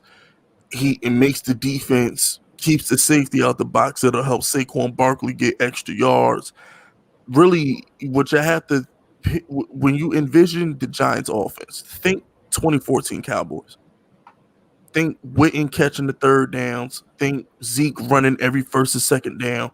And think Dez Bryant not getting 10 catches a game, but all 5 of his catches get him like 130 yards. Facts. So that's what you have to think of with the Giants offense. That's why I said when you think of Daniel Jones, think of Tony Romo. When I said what kind of season would Daniel Jones have this year, I was like, think Tony Romo. So that's what Garrett wants to do. He can't do that with Wayne Gallman. Yeah. And before we get to Authentic, shout out to Barth 3400 for the Canadian too. DJ is our offense's best player, tired of the slander. I don't know about that, but he's definitely getting some slander. But you can give your opinion on the Jason Garrett situation. So I mean, I don't have full confidence in Jason Garrett at this moment. And I think the few games that I saw out of Saquon Barkley in the offense kind of gave me a little bit of leeway to think this way. My thinking is we need a coach on offense that's more of Sean Payton style, that could take Saquon Barkley, use him as the true hybrid running back that he really is, instead of trying to kind of turn him into Zeke Elliott. It kind of seems like that's what Jason Garrett tried to do in the first, 3 or 4 games this year. Yeah. You know, Saquon has not really – I think Saquon can run between the tackles, but Saquon is more of an outside guy. I'd like to see what they're doing with Kamara more. You know, Kamara's the kind of running back, never had a 1,000-yard season. I've been stressing that a lot. Only had one 100-yard game this whole year, and that was the game against the Vikings where he had 6 touchdowns. And I think that you could keep a guy like Wayne Gallman around, or even a guy like Freeman, who came in for a little bit and ran tough. Somebody who's more of a straight kind of running back, you know what I mean, who is shifty a bit but is more straightforward. And as far as bringing in a tight end into this, a new tight end into this offense with Jason Garrett, I'm not too invested in that either, because Daniel Jones kind of strikes me as the quarterback who needs to stretch the field down the field, not really a guy who's going to be like dumping it off on third down to get his conversions on third down to pick up first downs. I mean, I think it could work, but with the personnel that we have, I'm more invested in trying to bring in the wide receiver talent here. Because, I mean, Daniel Jones is stretching the field with guys like Darius Slayton. And to me, Darius Slayton, I know he came in this year with a lot of hype, but getting to see him in 16 games again this season, I mean, Slayton is just not – I call him a number 3, number 4 kind of guy. You know, I know a lot of people were looking at him, you know, head-to-head with Terry McLaurin for a little while there, but you saw the separation this year. Terry McLaurin is a totally different kind of wide receiver who in some offenses, Terry McLaurin might be a number 2. You know, but definitely in my eyes, a bona fide number 1, Terry McLaurin. But I don't really got faith in Garrett. You know, I feel like this should be the last year the Giants really give an opportunity to him. You know, I would have liked to see him come in his first year as offensive coordinator and upgrade what we were doing the year before with Pat Shurmur, who, you know, at the time with Pat Shurmur, everybody was looking at Pat Shurmur like a goof. And then when you get a full season of Jason Garrett, you kind of go, oh, you know, that kind of looked better with Pat Shurmur. And I feel like a lot of Giants fans now are kind of reneging on what they said about Pat Shurmur and kind of going to, oh, well, maybe he was pretty decent as an offensive play caller. But I think that's just because of how bad Jason Garrett was. I mean, you know, having DJ only have 11 touchdowns on the whole season. I know a lot of people were saying we had running touchdowns as well, but there was only 13 running touchdowns, you know, and if you want to try to blame Evan Ingram, Daniel Jones threw, 9 interceptions? Let's say you made all those interceptions touchdowns, which is completely just not even a way to think about it. But let's, for the sake of argument, just put that out there. You know, you're looking at a guy who only put up 20 touchdowns. It just don't seem right to me. But the thing is, on the piggyback what Authentic said about Pat Shurmur runs a vertical offense. Like, when we brought in Garrett for Saquon. That's what we brought Garrett in for. Garrett was brought here for Saquon, not for Daniel Jones. Shurmur, because remember, Authentic, Shurmur handpicked Daniel Jones. Yeah. Daniel Jones is built for Shurmur's system, which was throwing downfield vertical, a lot of crossing routes. They didn't utilize the running back like that. So what happens is now we get Jason Garrett, who wants to line up an I-form twin tight end and run a counter play all freaking game, a power O or something like that. Wayne Coleman wasn't it. So I actually agree with what Authentic is saying, but let's see what the offense look like if Saquon could come back, get like 1,400 rushing yards. Let's see what Jason Garrett offense look like with the pieces there before we talk too much. Because I wouldn't mind having a Dallas Cowboy like offense where I know my man Saquon gonna get 100 yards of a touchdown every week like Zeke. I wouldn't mind that. You need a real durable running back to be able to do that, you know, and that's why I think maybe bringing in another guy or relying on Wayne Gallman. I do think Wayne Gallman was good in this Jason Garrett system. I think just I'd say around week 10, week 11, they kind of stopped investing in the run. I mean, if you look at the Seattle Seahawks game, that's single-handedly how we won the game. We won a lot of games when Devonta Freeman came in, rushing for only 60 yards, 70 yards, controlling the clock. We kept games close. You know, but with Saquon Barkley, I mean, granted, it was a small sample size, but even what I've seen with the way the other play callers have tried to utilize Saquon Barkley, he's not the kind of guy I want to see getting 20 touches. From what I've seen in his career, Saquon Barkley is one of the most dynamic running backs I've ever seen in the NFL. Facts. You know, I just don't think he's the kind of guy that should get 20 carries a game, and not a lot of running backs that are scatty like that are getting 20 carries a game, and the ones that are, they're getting hurt. You know, so when I look at what Sean Payton is doing with the New Orleans Saints, to me, it's just a perfect recipe for a guy like Saquon Barkley. And, you know, with Daniel Jones utilizing that kind of talent, I just think that you got to stretch the field because then they'll both help each other. You know, it'll keep teams off balance because you'll be able to run Saquon Barkley the way you want to because there won't be as many people in the box because they know. But to do that, you need a kind of wide receiver like Odell Beckham, which is crazy to me looking at it in hindsight that they let him go. Because Saquon Barkley and Odell Beckham are like the perfect marriage because Odell Beckham takes the top off defenses automatically. Yep. Saquon Barkley's a big home run hitting kind of running back. So imagine what you could do when you're running things like RPO and you running draw plays. I didn't even see Garrett run a screen at all this year. Like the screen was not even one of our strong kind of assets as an offense. You know, the last time he ran a screenplay was week 1. That's crazy. Saquon. I think with Gallman and with Morris, he didn't trust them to be screen running backs. And I just feel like if we can't get if we can't get Saquon at least 60 catches a season consistently, at least, like to where he's like a real part of our passing game, then it's no point in paying him because we drafted him to catch the ball too. We drafted him to be that weapon, and we're not using him as that weapon. So we have to figure out a way to get him the ball. Like you said, maybe like 15, 16 carries, 6, 7 catches a game. I think that's where you want him. But you can't forget the year, 2018 with when Saquon's rookie year with Pat Shurmur calling the plays. They were running Saquon Barkley into the ground because they had the pressure coming off of the Ben McAdoo system where we were last in the league in attempts, I remember, like throughout most of that year. And the pressure was on Pat Shurmur. I remember like the first 6 weeks, people were like, yo, why aren't you running the ball? So he then committed to the run a little bit more. You're looking at a year where Saquon Barkley had over 1,000 yards, and he led the Giants in catching. I think it was 93 receptions on the 92. Season, and we still getting blown out. But what Authentic gave me a bright idea. I can't believe I didn't think of this, but the more I hear Authentic talk, the more Authentic kind of convinced me that we should treat Saquon the way that they do treat Kamara. The way that they do in Green Bay. In Green Bay, they have Aaron Jones, but they went and got that 6'4" demon AJ Dillon. Yeah. Maybe the Giants should get that big bruiser guy to complement Saquon Barkley. Yeah. So then we can use Saquon Barkley the way they use Aaron Jones, the way they use Kamara, the way those third down running backs get used. But I have a better comp for y'all. Let's use him like we use Mar Bradshaw. Let's go get another Brandon Jacobs and let Saquon be our Mar Bradshaw. I think that actually makes a lot of sense. That would be the way. And I think they, Saquon Barkley is like a certain kind of candy.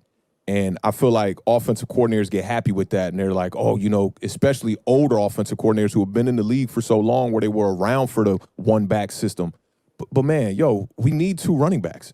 There's no way around that. You got to have 2 running backs in the NFL. Even look at Dallas and what they're doing right now. I know this was a struggle season, but they got Pollard in there doing his thing. You got to have another running back. And if there is a spot where Saquon Barkley lacks, it's in the power field. Yep. So I totally agree with Fisk on that. Like bringing in a guy that's like, get back to that thunder and lightning vibe. Bring in a guy who's like, we know he's going to run straight forward and get 2 yards every time. Utilize him on first down properly. You could bring in Saquon Barkley on first down. I'm not saying completely turn him into a third down back, but turn him into a Kamara. And then when he proves you otherwise, then you can let go of your Ingram, because I don't know if y'all remember, I'm sure Fisk remember this because he got some Saints vibes over there, but Mark Ingram was suspended for the first 4 games that one year, right? This was it was either the second last year or the last year he was there. Yeah. And right when he came back, they utilized him as the number 1 back, and people were kind of looking around like, but why y'all doing that? Kamara already been balling out. It's a durability thing. And now being that the season has been stretched to 17 games, it makes even more sense. For real. And I think the perfect, I'm going to let you go. I think the perfect marriage is bringing in somebody like Ramondre Stevenson was somebody I like. He was 5'11", 240 something. Now he lost about like 20 pounds, so he's kind of off the table. But bringing somebody in there that can do what we did last year and keep Saquon doing what he does, I think that's the perfect marriage for this offense. But you can go ahead, Fisk. Now, what I was going to say is also I think that Giants fans have to remember something. And y'all have heard me rant about this a lot this week with the whole Kyle Pitts crap. We just won 2 Super Bowls, right? We won 2 Super Bowls one with Jeremy Shockey on IR and another with Jake Ballard. We also won those 2 Super Bowls with Jacobs and Bradshaw. You know who didn't win the Super Bowls with? Healthy Jeremy Shockey and healthy Tiki Barber. Saquon on his best day ain't going to be Tiki Barber. I hate Tiki Barber guts, but that man was the truth. He was a baller. Yeah. He didn't win nothing with him. So it was like there's a ceiling on what you could do with running backs. Adrian Peterson didn't get a ring. Derrick Henry ran for 2,000 yards, didn't do nothing in the playoffs. So we can't be building around Saquon. So we need Saquon the way that Authentic said. Use him as the Kamara. Get a big bruiser running by committee. That's how we need to do it. Yeah. Or if you want to be cold-blooded with it, we can draft somebody to play the Kamara role, and we can draft the bruiser. We can just let Saquon. Yeah, That's and it possible. don't necessarily got to be a guy who's like, it don't got to be like verbatim like how Brandon Jacobs was with Bradshaw.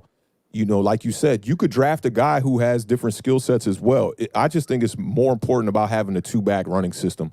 That's, to me, that's the key to victories. And then as a GM or as an organization, it make more sense because then when it's time to go re-sign Saquon Barkley in 2 years, you got a little leverage saying like, well, you're not just the only guy here putting up running numbers. Yeah. But remember, Tevin Coleman was the perfect complement to Freeman. The year Atlanta went to the Super Bowl, that Tevin Coleman, Devontae Freeman. The Patriots, it was nice, but the Patriots, the greatest dynasty in the history of football. They always had LeGarrette Blount and then James White or Deion Lewis. It was never just, it was Danny Woodhead and like Lawrence Maroney. And then it was LeGarrette Blount and James White. It was never one, who's the all-time great dominant running back that Brady had. It was always, we got a third down guy. Question. Who the Giants seem to pick up every third down running back from the Patriots. Shane Vereen, Deion Lewis. So Danny Woodhead, James White. So they always have a third down guy, but then they also have their in between the tackle guy who was always LeGarrette Blount, or what's that dude name? Shell or Snell or whatever. Sony Michel. No, not Sony Michel. Shell is a good example too, but Sean Green or Shane Green or whatever that dude name was. Oh yeah, I get what you're saying. Yeah. Yeah, but they always have their in between the tackle guy. Corey Dillon was 1 year, bro. Yeah, like Corey Dillon was there a decade. Yeah, he was more with the Bengals. Yeah, but I'm gonna get what to that does. That chat. overvalues the running backs coming out of New England. And that's why we went towards Shane Vereen and Deion Lewis. I mean, y'all see Deion Lewis in this system this year. I mean, he looks like garbage. That was a crime. We didn't utilize him at all. How he needed to be used. But shout out to DJ Smooth for the $2 super chat. Authentic, how do you feel about the DJ and Watson situation?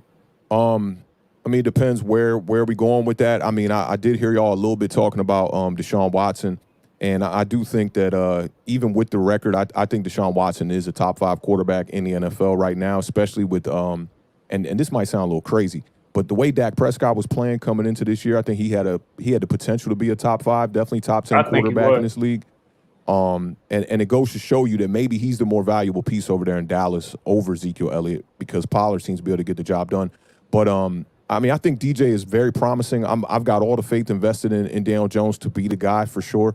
And I'm always one of the thinking like you don't need the best quarterback to go out here and win a Super Bowl. There's been a lot of years here where Tom Brady won a Super Bowl, and I felt like Peyton Manning was a better quarterback. There were other quarterbacks in the league who were putting up better numbers, Drew Brees, a few others. But, I think Daniel is the guy that can get it done. But if they don't hurry up, that window is going to close on them. And when it comes time to re-sign him, I don't want it to be looking like a Marcus Mariota situation where we kind of got to let him go, even though he's played pretty decent. From what I've seen from Daniel Jones in the first 2 years of being a starter here, the first year looked pretty good. It seemed like all he had to do was just clean up the fumbles and some of the turnover problems, and he was going to be a quarterback to definitely be reckoned with. But Deshaun Watson, I mean, we definitely can't deny the talent. I'm still a little bit iffy about the wide receiver core in Houston with the Texans. I don't know where to value them at. I don't know if they're better because of Deshaun Watson or if Cooks is the kind of guy who actually can be a number 1, number 2 wide receiver. But a lot of teams have given up on Cooks, and I think with reason. Can I answer that one? Yeah, for sure. Brandon Cooks is a bona fide number 1. This dude led Drew Brees in receiving yards, Tom Brady in receiving yards, Jared Goff in receiving yards, and then he just went to Houston and let him in receiving yards. Will Fuller. Yeah, now, I mean, I do think Cooks is a baller. I mean, Fuller, no doubt. When they're healthy, I think Fuller's better than every wide receiver over there. The suspension thing this year definitely ruined them a little bit. But I don't know. I mean, Cooks has always been a middle-tier guy to say bona fide number 1. Even the free agents that are out there right now that the Giants are invested in or interested in or what the media has been saying we're interested in, I don't even think those guys are bona fide number 1s. Like, I don't look at Kenny Galladay as a bona fide number 1. He has not proven that to me, on systems, on teams that aren't that great. But I do like the points you brought up about Cooks being the leading wide receiver with the Saints and with the Patriots. But those are 2 systems that have been in place for years. A lot of wide receivers excel in those systems. Even Emmanuel Sanders had a resurgence of his career over there with the Saints in that kind of a system. I think Sean Payton is just probably top 3 coaches in the NFL. We know what Bill Belichick can do. But with Houston, that does prove me wrong in that, being that Cooks did lead them in wide receiving yards. But I think if Fuller was there healthy, he probably wouldn't have let him, to be honest. How many Pro Bowls did Randall Cobb go to playing slot receiver for Aaron Rodgers? He is the highest. They gave him $50 million. So my whole thing is, I don't want to argue the whole Deshaun Watson thing, but y'all like he out there throwing to Daniel Jones weapons or Cam Newton weapons, or he got the freaking he got the Raven wide receiving core or something like. Yeah, I got to put it on. No, I wouldn't go that far. I wouldn't. It's not like he's throwing a straight dookie over there. I wouldn't say that. But exactly. Randall Cobb is. I think the argument for Randall Cobb is the same argument that people outside of New York would make for Golden Tate. Randall Cobb, fantastic career. But if you look at the last stint that he had with Dallas when there was some competition over there, he wasn't that great. Yeah, but the thing is, Golden Tate in his prime would have been a great Giant, but we got him outside of his prime. Yeah. I always liked Golden Tate in Detroit. Oh, that's another weapon Matthew Stafford had. He had freaking Golden Tate. And that bum come in the division one time in 12 years. And Golden Tate's fall off, it wasn't that apparent. Like when the Giants signed him, he had just came off the year where he split time in the season with 2 teams, one being Philadelphia. I think the other one might have been Detroit that year. I can't remember who it was. But he still almost put up 1,000 yards in a season with 2 teams.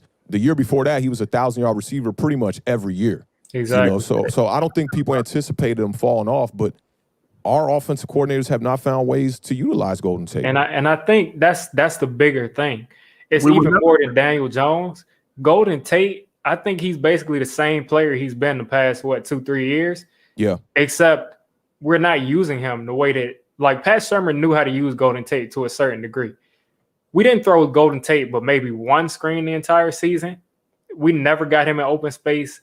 We just used him as just a deep route runner, or we ran him on a 10-yard comeback route. So I think Golden Tate was set up to fail. He's never been like an elite route runner. He's always been physical after the catch, and we didn't give him a chance to do it. Because you got to look at the system. Jason Garrett doesn't use receivers. He didn't use Cole Beasley. He didn't use Patrick Creighton. He don't use slot receivers. Cole Beasley was garbage in Dallas. Look what he did in Buffalo. Yeah. Oh, I want to look at that because Cole Beasley was pretty streaky from what I remember in Dallas, converting a lot of third downs. But I'm a little nugget on Golden Tate here. He only has 14 less catches, but he's got 33 less targets this year. So I mean that says a lot about Jason Garrett, if you ask me. Him and Daniel Jones have a good chemistry together too. But the thing is, like I said, it's the offense, offense. But Daniel Jones and Golden Tate, I always felt like they had good chemistry together. Yeah, and it seems like that experiment is probably going to be cut short. I know a lot of people been calling for Golden Tate to be released, but I think he's a weapon that you could keep around. The other problem, though, I think is Sterling Shepard gives him competition in the slot, and I think they thought that they could probably maybe put him out on the edge. But, that's not going to work out with a guy like Golden Tate. He's a guy who catches passes in traffic. Yeah. After Joe Judge undressed him like that, he ain't coming back. Yeah, I know. That's kind of crazy. And it's the cap hit, too. I think he's gone. But shout out to DJ Smooth for the $2 super chat. He said, do you think DJ is top 5 authentic? Right now? Who said DJ is a top 5 quarterback? He's trying to start it. He's top 15. No way, Smooth. No way. Yeah, he top 15. He might be on a cusp because I can name 15 quarterbacks I would take above Daniel Jones right now with what the resume presents. As long as it ain't Kyler Murray, because my whole thing is wherever you rank Kyler Murray at, you rank DJ a spot ahead. Bottom line. But you know what Kyler Murray got over Daniel Jones right now? The confidence and the swag. Daniel Jones play like he's not trying to make a mistake. And you know what? I think Kyler did have that above him, even after the first year. But I think once you look at those last 4, 5, 6 games, I saw a completely different DJ as far as in between his ears. I saw a completely different, ultra confident. It was at that point he said, "This is my team." Before it was he's I'm part of the team. I'm just playing. But when he came back from that injury and even the game right before it, it was his team. Because he had the Cardinals game, he was struggling, but you could tell he was definitely leaving it all out there on the field. I still see moments of just him being jittery. Yeah. My whole thing, even when he celebrate, you see him come to the sideline and try to get hyped up, and he just looked like he not confident in himself. You see him in the press conference, he's stuttering, and This ain't a rookie quarterback. He's been in the league for 2 years. He's trying to be too much like Eli. Facts. Because Daniel Jones, I'm telling you, the photos don't lie, bro. He on the private jet going to Vegas with the offensive line. Yeah. Partying with Eli Manning. He getting drunk with Saquon. Daniel Jones always at the party. So we know he ain't shy. It's more of a situation where, unlike Baker Mayfield, Daniel Jones knows how to be professional when it's time to be professional. Yeah. He knows how to turn it on. He knows how to turn it off. But my whole thing is this. People talk about Daniel Jones' confidence. I don't care. Eli Manning was goofy for 16 years. I don't care what the demeanor looked like. At the end of the day, week 17, I watched Kyler Murray choke to a backup quarterback, Brandon Workman, and I watched Daniel Jones beat the Cowboys. This dude, Kyler Murray, had a 2-game lead on the Bears for the playoffs. He had a backup quarterback at home, and whatever they rolled out, C.J. Beathard, whatever San Francisco had a quarterback, and then had another backup quarterback, and Jared Goff had hand surgery. He lost both games. People forget the Bears lost week 17 and backed into the playoffs. Yeah, that's facts. So you can't, but we can't forget, Kyler Murray was dealing with the injury. And very Daniel apparent Jones too. didn't have a leg. He had a bad ankle on the left and a bad hammy on the right, and still beat the Cowboys. Yeah, so I'll take that all. I'll take that all day. I'll take that all day because Daniel Jones waist up. Daniel Jones waist up is a lot better than a Kyler Murray without the legs. I'm gonna take that all day.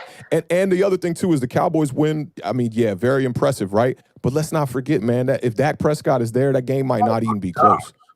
Bro, when Dak is there, that's the best offense in the league. They were the best offense. They were, He was. That offense was frying. He was. I'll give him that, but maybe not over like, Kansas City Chiefs. How am I Kyler Murray hater for pointing out bro? Hold these quarterbacks accountable. Oh, Deshaun Watson defense. Oh, Matthew Stafford defense. Oh, Kyler Murray was at some point you just got to get it done. Yeah, that's facts. I was saying the same thing about Aaron Rodgers in the playoff game. A lot of people, copping for Aaron Rodgers, and I'm just like, look, man, this is a guy who's 1-4 in the championship game. Eventually, we got to start saying, like, we can't blame it on the talent around him, especially with the offensive talent they've put around Aaron Rodgers over there. It's really been ridiculous. If you look at how many wide receivers, tight ends, running backs, I mean, he had Eddie Lacy go back-to-back 1,000 yards, Donald Driver, Greg Jennings. Devontae Adams was a number 3 on that team at one point. Yeah, that man got 3 second-half picks, ain't do nothing with it. Nothing. 2 of them he went 3 and out on. It's like exactly. I'm like, I'm definitely one who's like, you can't keep making excuses for the quarterback. And Daniel Jones is a part of that for me too, because I'm one of the guys that I'm always copping for Daniel Jones because with my eyes, he passes the test. He's got the skill set to be a great quarterback in this league. But if you keep fumbling, we can't go into the third year and you still got a fumbling problem. It can't be year 4 and he's still fumbling like that. Yeah. Like at some point you gotta just step up. But shout out to Barf 3400 for the $2 super chat. He says DJ is the best young quarterback in the NFC. I think his only competition as far as like first 2-3 year quarterbacks is Kyler.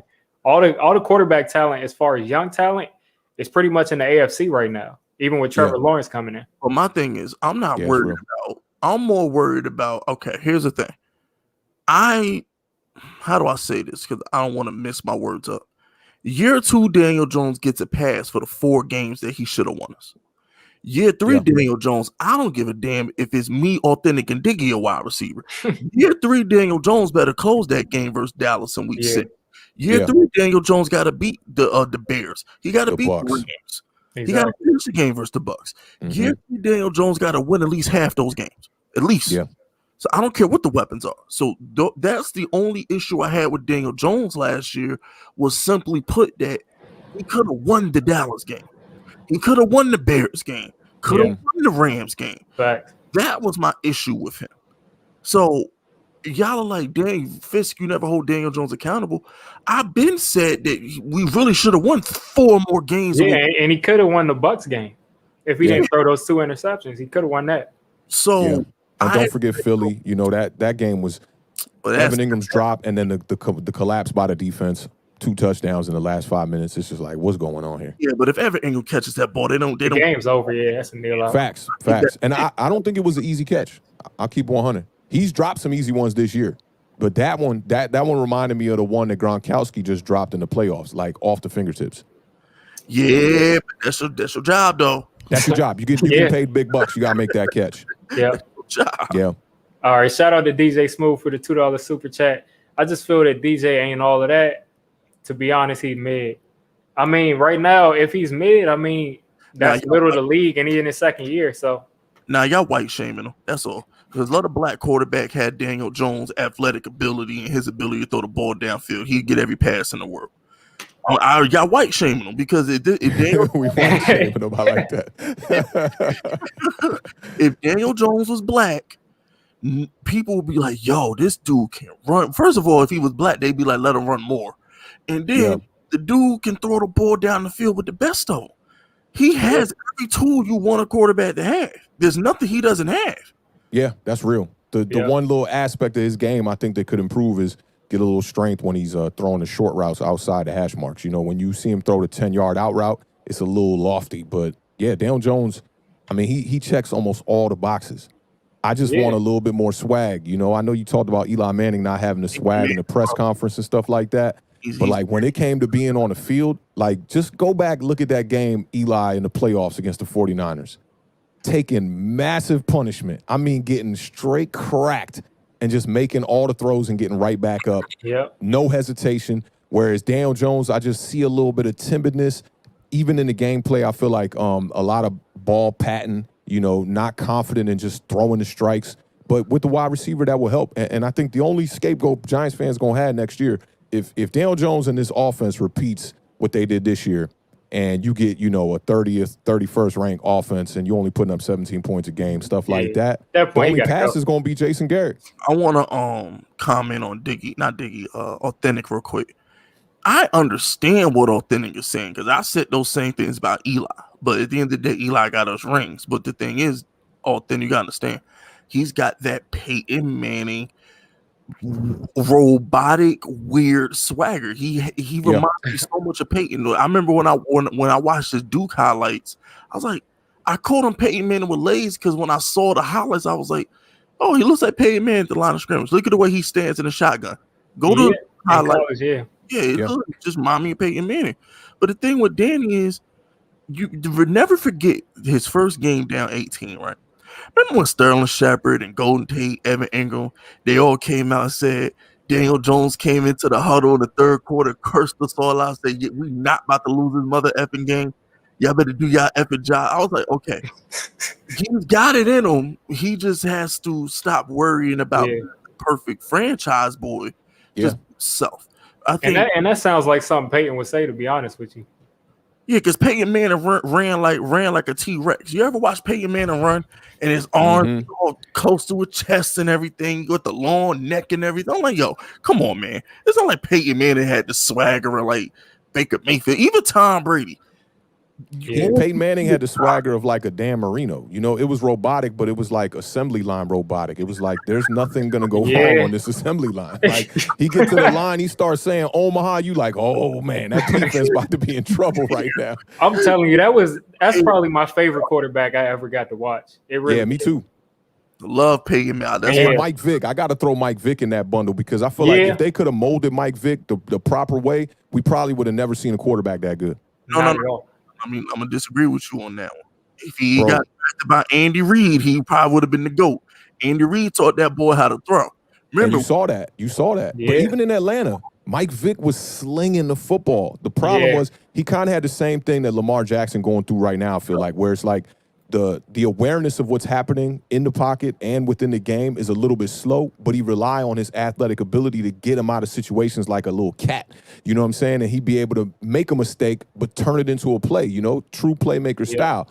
But let's not act like Mike Vick's cannon was not crazy. I mean, that was, I don't know if y'all remember the NFL Network commercials they were doing back in the day. They had the little Chris Cooley Joyride thing.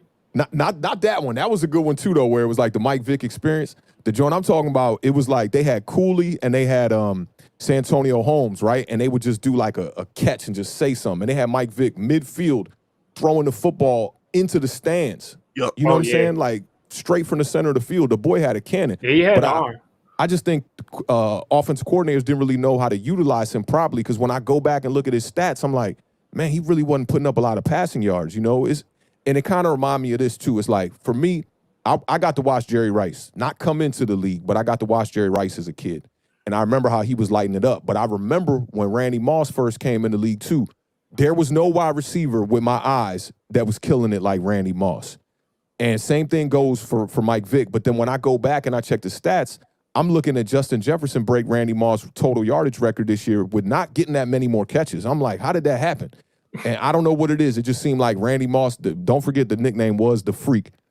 The plays he was making was just absolutely ridiculous, whereas Jefferson seemed like he catching straight catches and just, getting some yak. It's not the same, but let me get to these super chats real quick. Yep. Shout out to Lax044 with the $4.99 super chat. Authentic, Diggy, and Fisk on the same stream. That's what's up. That's definitely what's up. I've been trying to get these people on at the same time for a while. We finally got it to happen. Appreciate the super chat. Let me see. I think we got another one. Lax a good dude too. Shout out to Lax is a good dude. Shout out to Lax. Shout out to DJ Smooth for the second $2 super chat. He can't make off scripted plays. I don't know. Maybe you were referring to something we were saying earlier. You talking about Daniel Jones? Before I get to Daniel Jones, because before we get to that real quick, I want to piggyback off Authentic. Because what Authentic is saying is that people don't understand how great Vic was. But we didn't get that talent until he went to Andy Reid, and then all of a sudden he was throwing to Deshaun and everything, and he looked good. So don't say a quarterback can't throw. Yeah. Imagine Lamar on the Chiefs. Yeah. Throwing the top of Kelsey. Andy Reid had that boy right. The same thing he did for Michael Vick. And that's what I said. I didn't disagree with Authentic. What I was saying Authentic was if he gets drafted by Andy Reid, he might be the GOAT. If you swap Vic with McNabb, how many Super Bowls them Eagle teams would have won? Oh man, yeah, that would have been crazy. And I think even in Atlanta, he showed flashes of the arm talent. I don't know who the offensive coordinator was over there, but I want to say that was around the Roddy White era, and they, all the passes were deep down the field kind of passes. The problem was Mike Vick couldn't just sit in the pocket and make those little 10-yard throws, them little Jason Garrett vibes that people wanted back then so desperately. But I mean, as far as the talent, Mike Vick and Andy Reid showed it to you, and that was Mike Vick coming out of jail, off 2 years of not even playing, and he still had legs. And he put on like 15 pounds of muscle and everything. Yeah, but DJ Smooth was talking about DJ. As far as the off-scripted plays, like I said, the last 5-6 games of that season, it looked to me like he got a lot better at those extending the plays and actually making something good happen. Because early on in the season, every time he extended the play, there was always an interception coming. It was like we almost would prefer to him to get sacked than to extend the play. But towards the end of the season, I thought he got better with that. What do you guys think? That's coaching. Yeah, got to understand what he's being taught to do. Daniel Jones, even under Shermer, was taught to sit in the pocket, take it, deliver the ball. Look, go to Daniel Jones' rookie year. Half his passes that he completed, he got smacked. He reminds me of Eli in that respect because he takes a hit and it don't bother him. Unlike Carson Wentz, who you hit him a few times, he's throwing 5 picks. You could tell, yeah. But with Daniel Jones, it's coaching. They want him to sit in the pocket and deliver the ball. He's not being coached to take off and run every time there's danger. They want him to keep his eyes down the field, trust his protection, and deliver the ball. If he was being coached by, I don't know, Cliff Kingsbury, he'd be running 6 RPOs a game. Yep. So it's just it comes down to coaching. You can't say Daniel Jones can't make all scripted plays. Well, guess what? They don't scheme him to do that. Yeah, we talked about that a little bit. When I was on your channel, Fisk, like they want him to stay in the pocket, and that's why you get in the hesitations when it's time when the pocket break down and he trying to run out. That's why you getting that glitch hesitation you seeing out of Daniel Jones that you don't see out of a lot of quarterbacks. And I definitely think a lot of that has to do with the coaching. But I think Daniel Jones is the kind of guy he can go off script easy. But the second problem here is I noticed they've invested a lot of capital in the draft into this offensive line, but this offensive line is not good. Daniel Jones is not getting a lot of time to throw the ball. A lot of the fumbles you've seen, he hit the 5th step, drop back, and then right when he's trying to make a move, he getting hit backside and he fumbling the ball. Like, that's offensive line. Go look at Aaron Rodgers, minus this last game against the Bucs, because I feel like the Bucs did a really good job of putting pressure on him. But look at the game against the Rams. The Rams is the number 1 defense in the NFL. Aaron Rodgers was sitting back in that pocket, so cozy, so comfy. And I always talk about this, like, you see a lot of average offensive lines in the NFL. They build what is called a pocket. It's shaped in the shape of a U. Your tackle, your left tackle and your right tackle are probably about 3 yards in depth in the backfield, right? Look at Aaron Rodgers when he dropped back It's to a pass. wall. It's a wall. His tackles is literally standing up edge rushers. Yeah. I And call it shout that out. Kool-Aid style, baby. I was going to get to the super chat real quick. Shout out to Ramon Baez with the $4.99 super chat. Vic was about to be the face of the NFL. Yeah, I agree. He definitely was. Yeah, Ramon, this is extreme facts right here, Ramon. Like, if you look at when the investigation started happening with the whole dog situation, it was right after the draft. And that draft, Mike Vick was on the panel as a player during the draft. Yeah. And tell me the last guy you saw that was up there like that. You don't see that. Yeah. And shout out to Mac, the Giants fan, with the $5 super chat. DJ got better at going through his progressions. He used to stare receivers down. That's one thing that kind of annoys me about that. Mark Schlereth during a game said that DJ is staring his receivers down, and it was literally on a quick slant. Oh, So, man, you taking my points, Ever since then, fact. people have been running with this narrative saying that DJ is staring his receivers down and he can't work through his progressions. DJ was working through his progressions literally 3 years ago in college. That was his biggest strength, is that he's able to go through his progressions quickly. In the preseason, he was working through 3-4 progressions in like 2 seconds. Yeah. That's not his issue. His issue is his decision making. That's been his biggest issue, is the decision making real quick, and the ability to hold on to the football. because I gotta go downstairs. I gotta go downstairs and go get my cookout. Before I get my food. Don't criticize Daniel Jones when I watch Aaron Rodgers go into the red zone 3 different times and not look at a receiver not named Devontae Adams. Don't tell me my guy stared down receivers when he missed a wide open Allen for a touchdown, because he would stare down Devontae Adams. And then went back to him in double coverage on third down. When he could have ran the ball. Everybody know he could have ran the ball on that third down. Exactly. So don't sit and act like Daniel Jones the only person who stare down receivers. If they wanted to criticize Kyler Murray, I'm 99% sure there's like 100 plays where he's like, you know what? I'm throwing this ball to Hopkins. You're not gonna stop. Exactly. He waiting for Hopkins to cut. So it's like, the staring down receiver thing is overrated. The only time you really want to look off a wide receiver is when you know he open. When you're trying to lead the safety away because you know you're about to hit that bang 8 or something, that's when you look off the receiver. But everybody over here trying to look at a wide receiver who all the way covered, the defense know you ain't throwing dang on ball. You know what I'm saying? You're trying to manipulate safeties and everything. Understand why you're not supposed to look down, stare down at receivers before you say a quarterback is staring down receivers. Understand the process before you criticize people. Yeah, this is facts. And shout out Mac, the Giants fan. He's a good dude too, man. Big supporter of the Giants community. And I think he just started his own podcast too. But I got to agree with the fellas on this one. You know, if you look back at Eli Manning, especially when he was older, look at Eli when he was throwing to Odell Beckham. Those quick slants, that's a route that you run in warm-ups because it's supposed to be the most open route in the NFL. In high school, I played quarterback in high school, and that was one of the main routes we ran was the quick slant, because it's literally just a route where you're supposed to just beat the cornerback.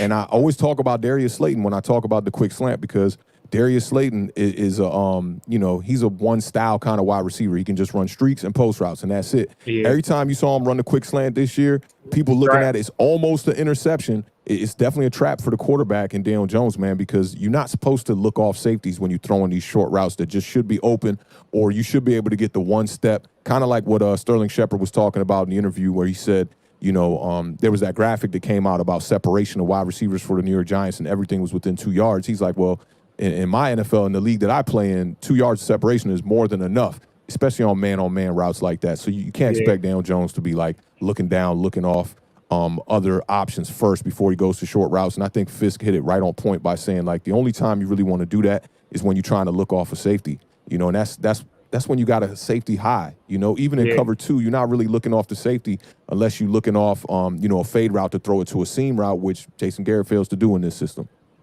Facts. Shout out to DJ Smooth for the $2 super chat. Off scripted plays is either you got it or you don't. And I agree with that. But as Authentic was saying, I feel like Pat Shurmur really wanted him to not be moving around too much, because we didn't really see that much of DJ's mobility until this year.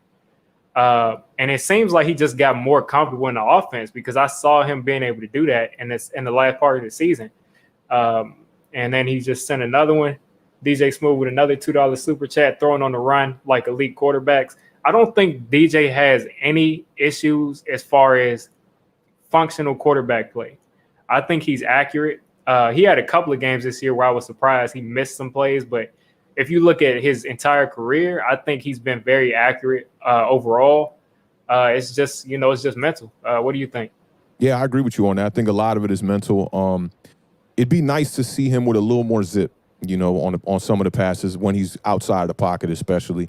But I did see some improvement in it. I forget. There was one of the losses towards the last 3 games of the season where he was getting banged up, and he rolled out to the sideline, made like a 15-yard throw on the sideline. That was the Dante Pettis throw. The Dante Pettis throw. Where I had it in my film session where I was saying he was the only person that ran with the quarterback on the scramble drill. Yeah. Yeah, I'm glad you reminded me of that because I do remember that film session you did. You look at the other 3 wide receivers in the route there, and they all, when they see Daniel Jones get out the pocket, they literally just look at him. Yeah. So, I mean, Daniel Jones, he's showing that he's capable of making those plays, and he's getting better at it. I think it has a lot to do with the system of why Daniel Jones has regressed this year. And maybe it could be a thing where he could get comfortable in this system, but I see him stretching the field more and relying on the run more, and then that'll open up imbalance. I mean, look at Andy Dalton even in the Cowboys system this year. When you look at the first game Andy Dalton came in, people were kind of like, well, what's going on? I don't think Andy Dalton is this high-tier backup quarterback that everybody thought he was. And they realized quick, if you go to that Minnesota Vikings game, they realized it fast. If you can get the running game clicking with a guy like Andy Dalton and get these people to come up into the box a little bit more, you're just setting these teams off balance the perfect way for any quarterback who can read through the progressions fast. Exactly. Yeah, I mean, I definitely think we also have to consider that football isn't about just one person. You can scramble around all you want, but if your receivers and your tight ends aren't working with you and they're not aware, I mean, you don't just quarterbacks can throw someone open to a certain extent, but you can only do so much. It's a reason why you see Aaron Rodgers and Mahomes and all of these, elite off-script quarterbacks being able to make these plays. It's because they legitimately run through these scramble drills in practice. Their receivers are on the same page as them. Even Eli on the same page as Cruz. I think Eli was really underrated as far as his ability to extend plays. Yeah, he was super mobile, and I kind of credit that kind of to the vibe of like Peyton Manning as well. Like they could maneuver within the pocket. They weren't like scrambling outside the pocket, making crazy plays like a Lamar Jackson or Patrick Mahomes. But yeah, they knew how to extend the play and stay in the pocket. And for me, I'll take it either way. Like if you can extend it in the pocket or extend it while scrambling out the pocket, whatever you got to do. But that sideline is definitely going to be a factor that's going to close in on you. And if no wide receivers are open by the time you get to the sideline, you got to throw it away. That's the one thing that he started to kind of figure out. But shout out to DJ Smooth with another $2 super chat. Y'all think DJ could have a Josh Allen year 3? I think it's possible. I mean, if he can get the mental stuff worked out, if he can get more comfortable in this offense, if Jason Garrett starts to really use these players to their strengths and looks all offseason about it, I think it's possible. Yeah, I mean, I'm one that kind of thinks this. I'm just not sold on Josh Allen yet. You got to look at him outside of having Stephon Diggs. This guy's an under 60% completion percentage quarterback. I don't want that out of my quarterback. And I think a guy like Stephon Diggs opens up a lot of stuff. And let's not forget, I know Fisk tried to kind of downplay Cole Beasley a little bit, but Cole Beasley is a dog. And having Cole Beasley and Stephon Diggs in that system, I think helped him out. And let's not forget that this year, the Bills ran a system that was very run and shoot. They had no running game the whole year. So a lot of his completions aren't long passes down the field like the media likes to hype it up at what it is. It's been a lot of short passes to compensate for not having a running game. And it's not like they don't have running backs. We saw what Devin Singletary did in that same system when they had Shady over there. And they got rid of Shady because Devin Singletary looked very promising. But all of a sudden, and I'm not too familiar with what's going on with the coaches over there, but all of a sudden it seemed like they just wanted to abandon the running game this year. Yeah. And that's what happened. And Josh Allen's numbers look a lot better. But when I see Josh Allen, I see a more physical runner than Daniel Jones. Really, but I see a better pocket passer in Daniel Jones than I do in Josh Allen. I think Josh Allen gets away with a lot because he's a bigger size quarterback. Kind of reminds me of Ben Roethlisberger, I'm going to go through these super chats backwards because of the topics. Shout out to Ramon Baez for the 1999 super chat. Definitely appreciate that. All DJ is missing is a true number one. Eli had weapons even when he started, and his first 4 years, he was horrible. He had better weapons. I'm riding with DJ. He's better than Eli at the same point in their careers. That's definitely a good point. I mean, you got to let these people develop because they were ready to get rid of Eli at the beginning of 2007, and then at the end, I mean, he's a Super Bowl winning quarterback. Yeah, and they put the pressure on him. They applied that pressure faster than I feel like they're applying it with Daniel Jones. Like, I can remember, I mean, I'm a Giants fan because one of my homies when we was youngins, back when we was like 3 years old, 4 years old, his family was heavy into the Giants. That's what converted me to be a Giants fan. And even him, I can remember during that 2006 season, he's like, we got to get rid of Eli. He's the problem. He's the problem. Because you're looking around at a team that literally has a weapon in every position offensively that you could possibly need. And you still not winning the amount of games you want. I know in Eli's first year as a starter, he did win a lot of games, but people were looking for that to convert into championships. So, I think people do got to give Daniel Jones a little bit of a pass here. He's working with next to nothing. All right, and shout out to JT Golden for the 199 super chat. Should the Giants take Parsons if Waddle is gone? Me and Fisk talked a little bit about Parsons. The whole situation with him at Penn State and how he was. Yeah, I heard about the allegations coming out. About what he was doing in the locker room, in the showers, and all this crazy nonsense. Yeah, I mean, I think that the Giants are going to stay away from that, even if it's not true. With that stuff out, I mean, I think the Giants they're kind of wary of those kind of situations. Yeah, you don't want to try to bring in a true locker room cancer. I would think they would stay away from it. I think if Waddle's not there, I think they're going to be forced to go with the tight end and go with Pitts. I think they'll either go with – now, if they miss out on receivers, period, if they miss out on all the receivers in the offseason, I think they're going to have to go Pitts. Right. If not, then I think that they'll go corner. I think if they get someone that they feel is a number one, if they feel it is a number one, I think they're going corner. If not, then, I mean, you have to take some kind of a weapon. And if you could address it with free agency, you could definitely bring in a cornerback if you could address the wide receiver position with free agency. But I'm looking at it like we need depth at wide receiver, and not just depth like guys who could come in like Pettis and people like that. I mean like playmaking depth. Exactly. And I'm listening to y'all. I'm eating, but don't sleep on the corners, man. Because I feel like Diggy brought up the Pat F guy, the Pat. That's a tight end out of Penn State. Man, he looked like a little baby George Kittle. Yeah, exactly. So we don't need Pitts. I mean, if the wide receivers are gone, feel free to take if Surtain or Fairley is there, take one of them. If there is an edge rusher there, take them, coach them, but don't wait on a tight end. Don't. Yeah, I got a film session on Azeez Ojulari. I feel like he's the best edge player. Well, actually, Jalen Phillips might be the best edge player, but he got some real serious injury issues. He basically retired 2 years ago. He just came back. But Azeez Ojulari, if we go edge rusher, I think that's where we're going. So you guys can check out that film session and make your own decision if you think he's worth the 11th overall pick. But I think there's a lot of ways we can go if we don't go receiver at that point. Yeah, I'd be more leaning towards the cornerback thing too. I put out a tweet like a couple days ago about tight ends that had been drafted in the first round in the past 10 years. There's not a name on there that you would keep, TJ Hawkinson, Noah Fant, Hayden Hurst, OJ Howard, Evan Ingram, David Njoku, who was very promising, Eric Ebron, probably the best on this list, Tyler Eifert, Jermaine Gresham. Yeah. The odds is stacked up against trying to draft a tight end here in the first round at 11. Had a better year at Florida than all of them did. I would argue that, but that's a whole different string. I would argue that. I really would. But ask both y'all a question real quick. Cool. Because we got the best safety in the draft in Xavier McKinney, right? Alabama versus Florida. Prospect. Alabama versus Florida. You mean tell me Xavier McKinney not boxing Kyle Pitts in that Alabama-Florida game? No. Are you sure? Nah.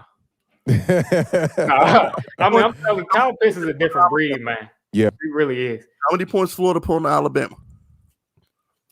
I got to look back at it, but first off, Kyle Pitts last year is not the Kyle Pitts. Like Kyle Pitts last year, I'm not taking in the first round. Kyle Pitts this year is a whole different breed.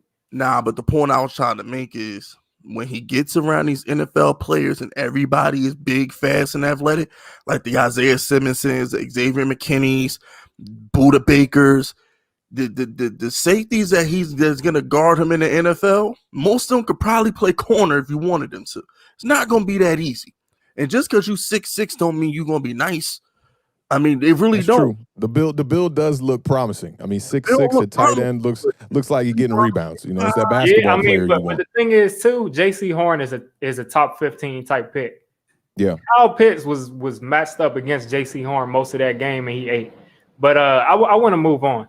Shout out to DJ Smooth for what's making him not top 5 in the NFL. DJ, I mean, I think it's the mental. That's it. I mean, as long as he gets that receiver, the sky is really the limit.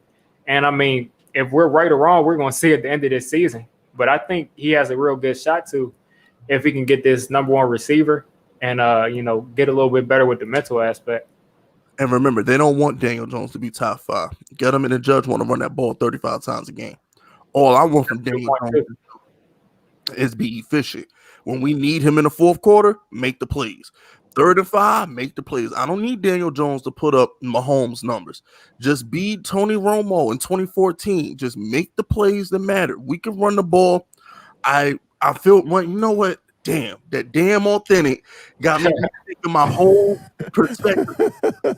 Now, I don't want to run the ball 30 times a game because remember, when you asked me about Jason Garrett, I was like, I don't mind running Saquon 30 times a game with Jason Garrett. It makes sense. But now, then they made a good point. Like, we sure Saquon gonna hold up running the ball 30 times a game? That's why you need a second dude. And if we do run the ball 30 times a game, right? I mean, Tony Romo was a long time ago, but like, what offense in this day and age is getting by doing that?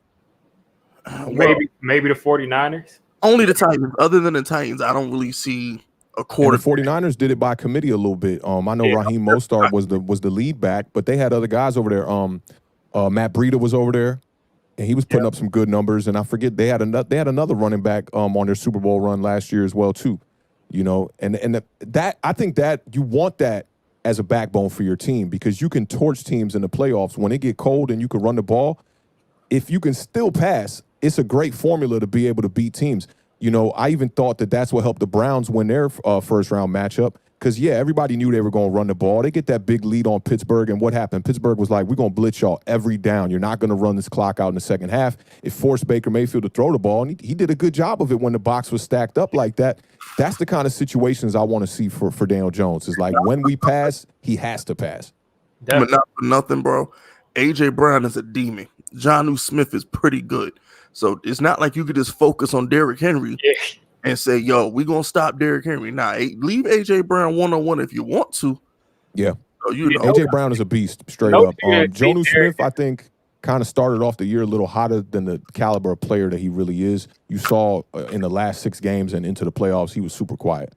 Yeah, notice you didn't see this version of Derrick Henry until he got a quarterback that really actually became a threat. Even if it's only in the regular season, Tannehill being the old Tannehill on this team, Derrick Henry's not getting 2,000. You need that passing threat to be able to open that up. Exactly. But shout out to Max Webster for the $4.99. What's good, fellas? Just got back to the hotel. Appreciate you being my entertainment during the drive. Definitely appreciate you listening. I think he's got a podcast, doesn't he? All think? Yeah, he does, man. Shout out Max Webster, man. Real good dude. Go check him out and check out his podcast coming soon. But podcast. Go subscribe to my Fire and Range podcast right now. Facts. And if you got an iPhone, leave me a good review. No reviews matter. If you got an iPhone, leave me a 5-star review, okay? Facts. Me and Authentic, I got part 2 of me and Authentic podcast dropping tonight, man. Part 1 is already there. But me and Authentic got into like a 2-hour hip-hop debate. That's what's dropping tonight. Yeah, that was fire. And digging before you move on from the offenses with the running approach, like if that's your only weapon, even when you got a guy like Tannehill that could throw the ball, look at what happened to the Titans last year in the playoffs. Okay, so they come out first round, they beat the New England Patriots, they ran for like almost 200 yards. The second round, they beat the Ravens, they ran for like almost 200 yards. Ryan Tannehill in those games, he was like 7 of 15 and 8 of 15. That's all he had to throw the ball.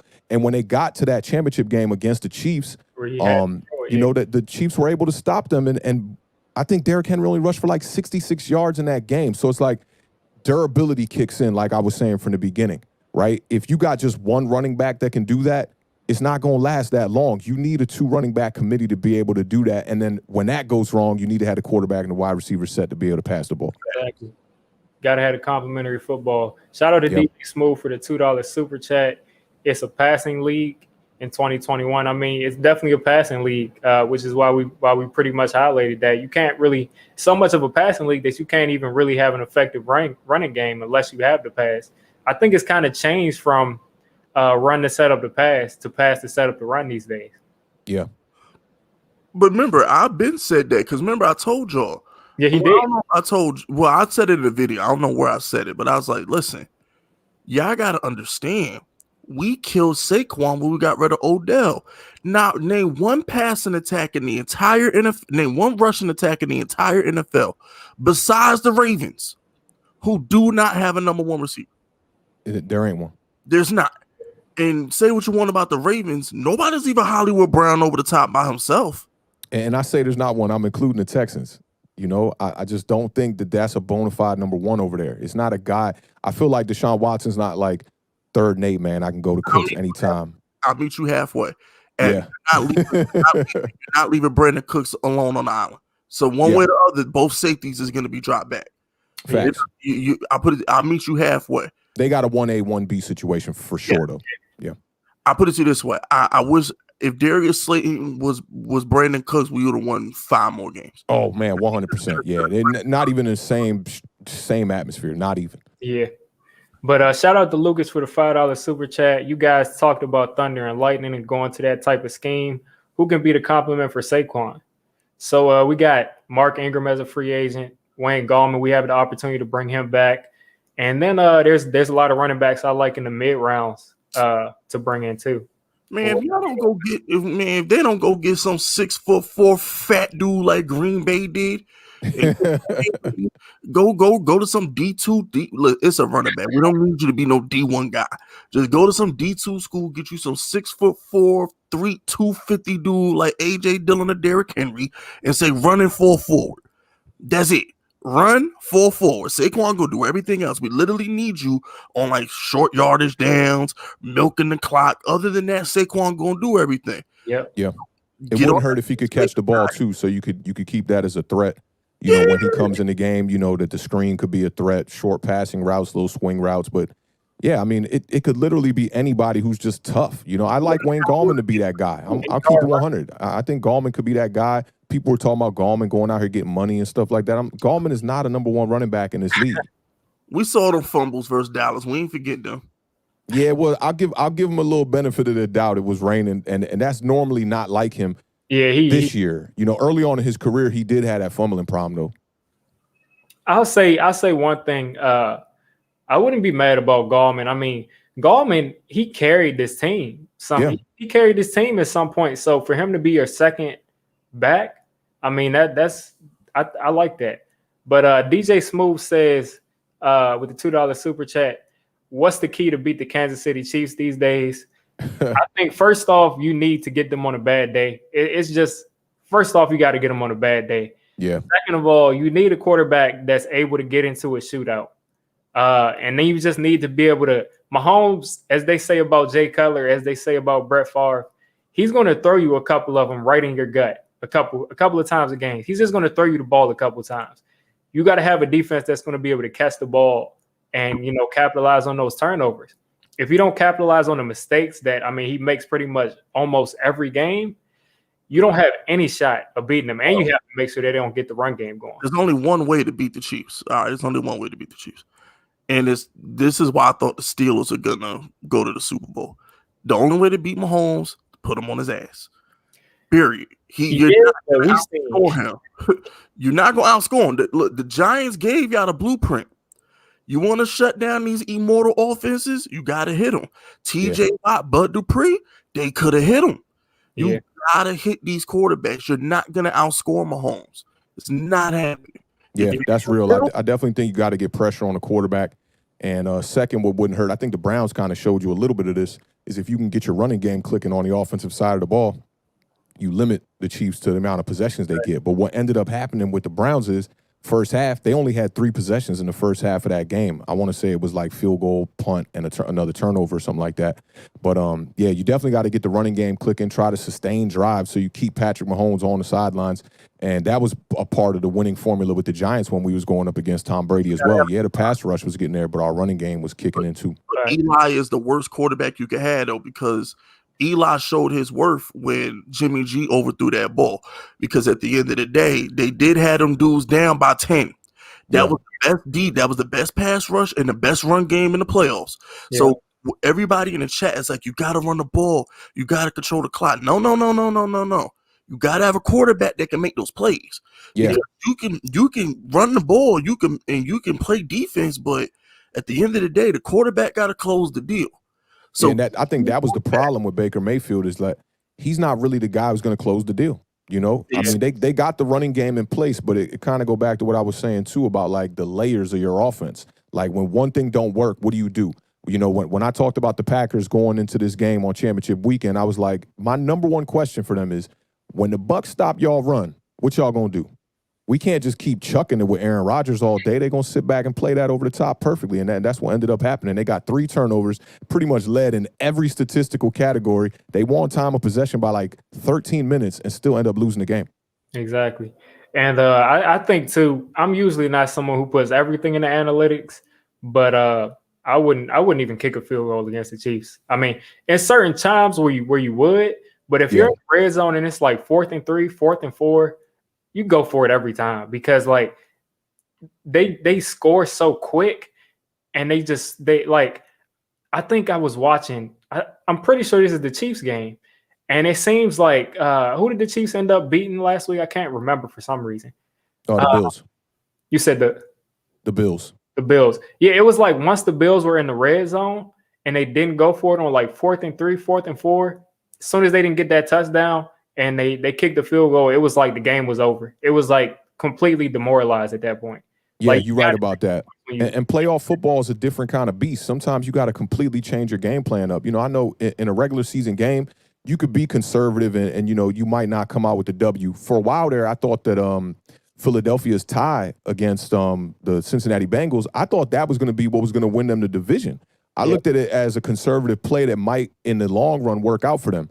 But you saw how that panned out. And, you know, in the NFL, I just think you got to adjust. Like, in the regular season, they end up punting that ball away. And overtime, people looking at them crazy. Might have worked. Got you the tie. You know, you didn't lose the game. But when you get to the playoffs, you got to kick it into a different gear. But real quick, before I forget, especially since it's a Dicky channel, it ain't mine. I know my narrative was to bury Jimmy Garoppolo because I hated 49er fans. But if I'm being completely honest with y'all, Shanahan should have kept running that ball. Jimmy G shouldn't have been in a situation where he's throwing first, second, third down with a 10-point lead. He should have just kept running the ball, man. I think it's 28-3. Like I don't want to give Jimmy G but so many passes because you know I got the clown 49er fans. But at the same time, let's keep it $150, y'all. Give Mozart the dang on ball and dare them dudes to stop you. Give Deebo Samuel some reverse end rounds and all that stuff that you've been doing so good. Why are you throwing the ball? Yeah, that's how they beat the Packers. You know, I forget what it was like 200 plus rushing yards in that game too. Packers couldn't stop the run, and I think they got a little scared when they saw the run being a little bit stopped. They thinking, okay, now we're gonna catch them over the top, and like you said, Fisk, you need the quarterback to be able to do that. You're only going to get one shot at that play action throw when it opens up over the top. You can't miss those throws. Nope, especially when it's that open. Yeah, exactly. And shout out to DJ Smooth for the $2 super chat. Tom Brady got a shot to beat him. I mean, I think he does. I mean, Tom Brady has a shot to win every game he plays in. No, you don't. I haven't done my prediction yet for the Super Bowl yet. I'm waiting until at least Thursday, but I'm leaning towards picking the Bucs. I really am. Don't do it. Tybo's defense ain't built for it. I'm trying to tell you. You know, you look at the game against the Packers. I mean, the Packers offense is built similar to the Kansas City Chiefs. Obviously not as high powered, but it is a very high powered offense with Aaron Rodgers at quarterback, Devontae Adams, Aaron Jones back there. I mean, I think it's a similar game. And you look at it like Tom Brady gave them 2 interceptions, which I'd say of the 3 interceptions he threw in that game, one of them definitely wasn't his fault. Mike Evans was on some bull. The one across the middle that tipped up and went up, yeah, that's on him. The other one, I got to credit the pass rush coming off the right edge, because if Tom Brady has one more millisecond, that's going to be a wide open touchdown to Mike Evans. But I don't know, man. Tom Brady, that dude don't even smile, man. He's definitely ready to get a win. Look, all I'm going to say is this. Tom Brady better play 4 quarters. Belichick ain't there to say this dude no more. Ain't going to be let me be trash for 2.5 quarters. Right. Say in the 4th quarter. I'm trying to tell y'all Mahomes by 2 touchdowns. Because Todd Bowles' defense ain't built for it. It's not. Todd Bowles' defense is not built to stop Mahomes. He wants to blitz too much. He relies on a secondary that's not that good. And the Chiefs don't want to run the ball anyway. What's the word with Antoine Winfield? Is he going to be back healthy for this game? Oh, him and Brown to play. They're definitely going to play. Because I think he's a key factor in this game. I think the Bucs, they'll be able to get the pressure, obviously. And like you said, Fisk, they like to blitz a lot. And I think that sets a lot of teams off. A quarterback like Patrick Mahomes, you want to get the ball out of his hands quickly. Maybe you see some missed throws because of pressure coming down the pike. You really never know in a big situation like the Super Bowl that Tom Brady has already been involved in 10 of these. So I got to take the OG. For now, if I had to pick today, I'd probably pick the Bucs. But I do like the Chiefs in this game, too. It's very like a coin toss in this game. I think that the Chiefs' defense is playing really good. Their secondary's been balling out. I think that could be the difference maker as well. And real quick, don't forget something. Y'all got to remember this. Mahomes, you got to hit him. Mahomes loves when you sit back and play coverage. And guess what the weakest unit on that Bucs team is? The secondary. Carlton Davis, Sean Murphy's bumping. They're not cover corners. That's why he has to blitz every play, because they can't hold in coverage. But the blitz has in return gotten your boy Murphy Bunting. He's the only player in Bucs history to get an interception in every playoff game. Yeah, well, you know what I'm saying? Tyreek Hill, he had 200 yards in the first quarter. So y'all can have blitz again if you want to. One thing that I will say, though, is they did not have – I'm pretty sure they didn't have Jamel Dean that first game. And Jamel Dean, it's not like he's going to, not like he really can run with Tyreek Hill, but he runs a 4.3, so that brings at least a little bit more speed. Because that first game, I mean, Carlton Davis, he wasn't – you can't put him on the island with Tyreek Hill. Yeah. If they do that, they deserve to lose. They really do. Yeah, that's real. This is just from a matchup perspective. This is terrible because the Bucs only know how to play one way. And what you got to understand with Brady is a 4th quarter closer. He's not going to come out from Jump Street and apply pressure. He never has. That's why Belichick gets half the credit for these Super Bowls, because you can't be that. This is what bothers me the most, right? You're down 25 points. In order for your comeback to be relevant, they have to stop scoring, people. So he shut down the MVP of the league for the whole second half. Yeah, Matt Ryan, the number 1 offense in the league that year, MVP, to nothing in the second half. Yeah, very different offense, though. Like the running back system here with the Tampa Bay Bucs is a lot greater than the Patriots running system was. I feel like if Ronald Jones can come into this game healthy, he could definitely be a difference maker. Yeah. The weapons on the outside, if Chris Godwin comes out and he's making catches like he did last game and not dropping the ball like he did in the first 2 rounds of the playoffs, they could be a very different kind of team. If you got Antonio Brown out there healthy, trying to peel the top off these defenses, I just think they got a lot of weapons, man. Scotty Miller, offensively, I think even if they get themselves into a shootout, they could be in a close game where maybe they lose by 2 scores, but maybe more something like a touchdown and a field goal. But I really think it's going to be up to the defenses. Like, who can really hold the team under 30? Whatever defense can hold the opposite team under 30 probably going to win this game. So none of y'all going to talk about Tom Brady falling off that cliff, right? So Cliff ain't how bad. No cliff. Hold on, y'all saw how bad he played versus Saints. And you saw how bad he played versus the Packers. He's been trashed for about a few weeks now, and he didn't play that good versus Washington either. So the Packers game wasn't a bad game out of Tom Brady. I think the stat box is actually a little bit skewed. That's why I tried to bring up the interceptions a little bit, because one of them, they had a protection problem that happened where the running back went left instead of went right. And if he goes right, that pressure's not in Tom Brady's face. Mike Evans was like 4 yards wide open, ends up being an interception. The other one was right across the middle to Mike Evans. That ball hit him dead in the hands. This is an Evan Ingram type drop. So I'm looking at Tom Brady. What was it, 3 touchdowns in that game? I think so. I think it was 3 touchdowns. To me, he played a pretty good game. His core kind of let him down a little bit. I'll take 1 interception, 3 touchdowns, but the 2, they on big bomb fade routes on the right side. At least bail out the quarterback. One of them, Mike Evans, the one where the pressure got to Tom Brady, Mike Evans didn't even bail him out. He couldn't even find a ball in the air because he kind of thought he was so wide open that he was going to be streaking in the end zone for a touchdown. And I mean, he has I think he has what the most drops in the playoffs. Mike Evans, the ball back and forth over and over, like Brady. His receivers have dropped a bunch. Oh yeah, Godwin had the 3-1 game. I mean, it was 7-2 games or something crazy like that.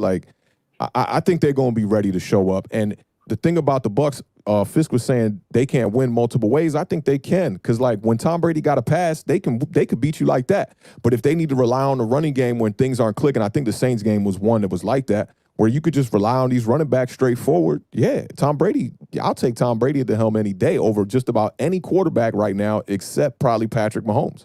I also feel like don't sleep on their defense. I mean, Spags know how to get that defense right versus Tom Brady.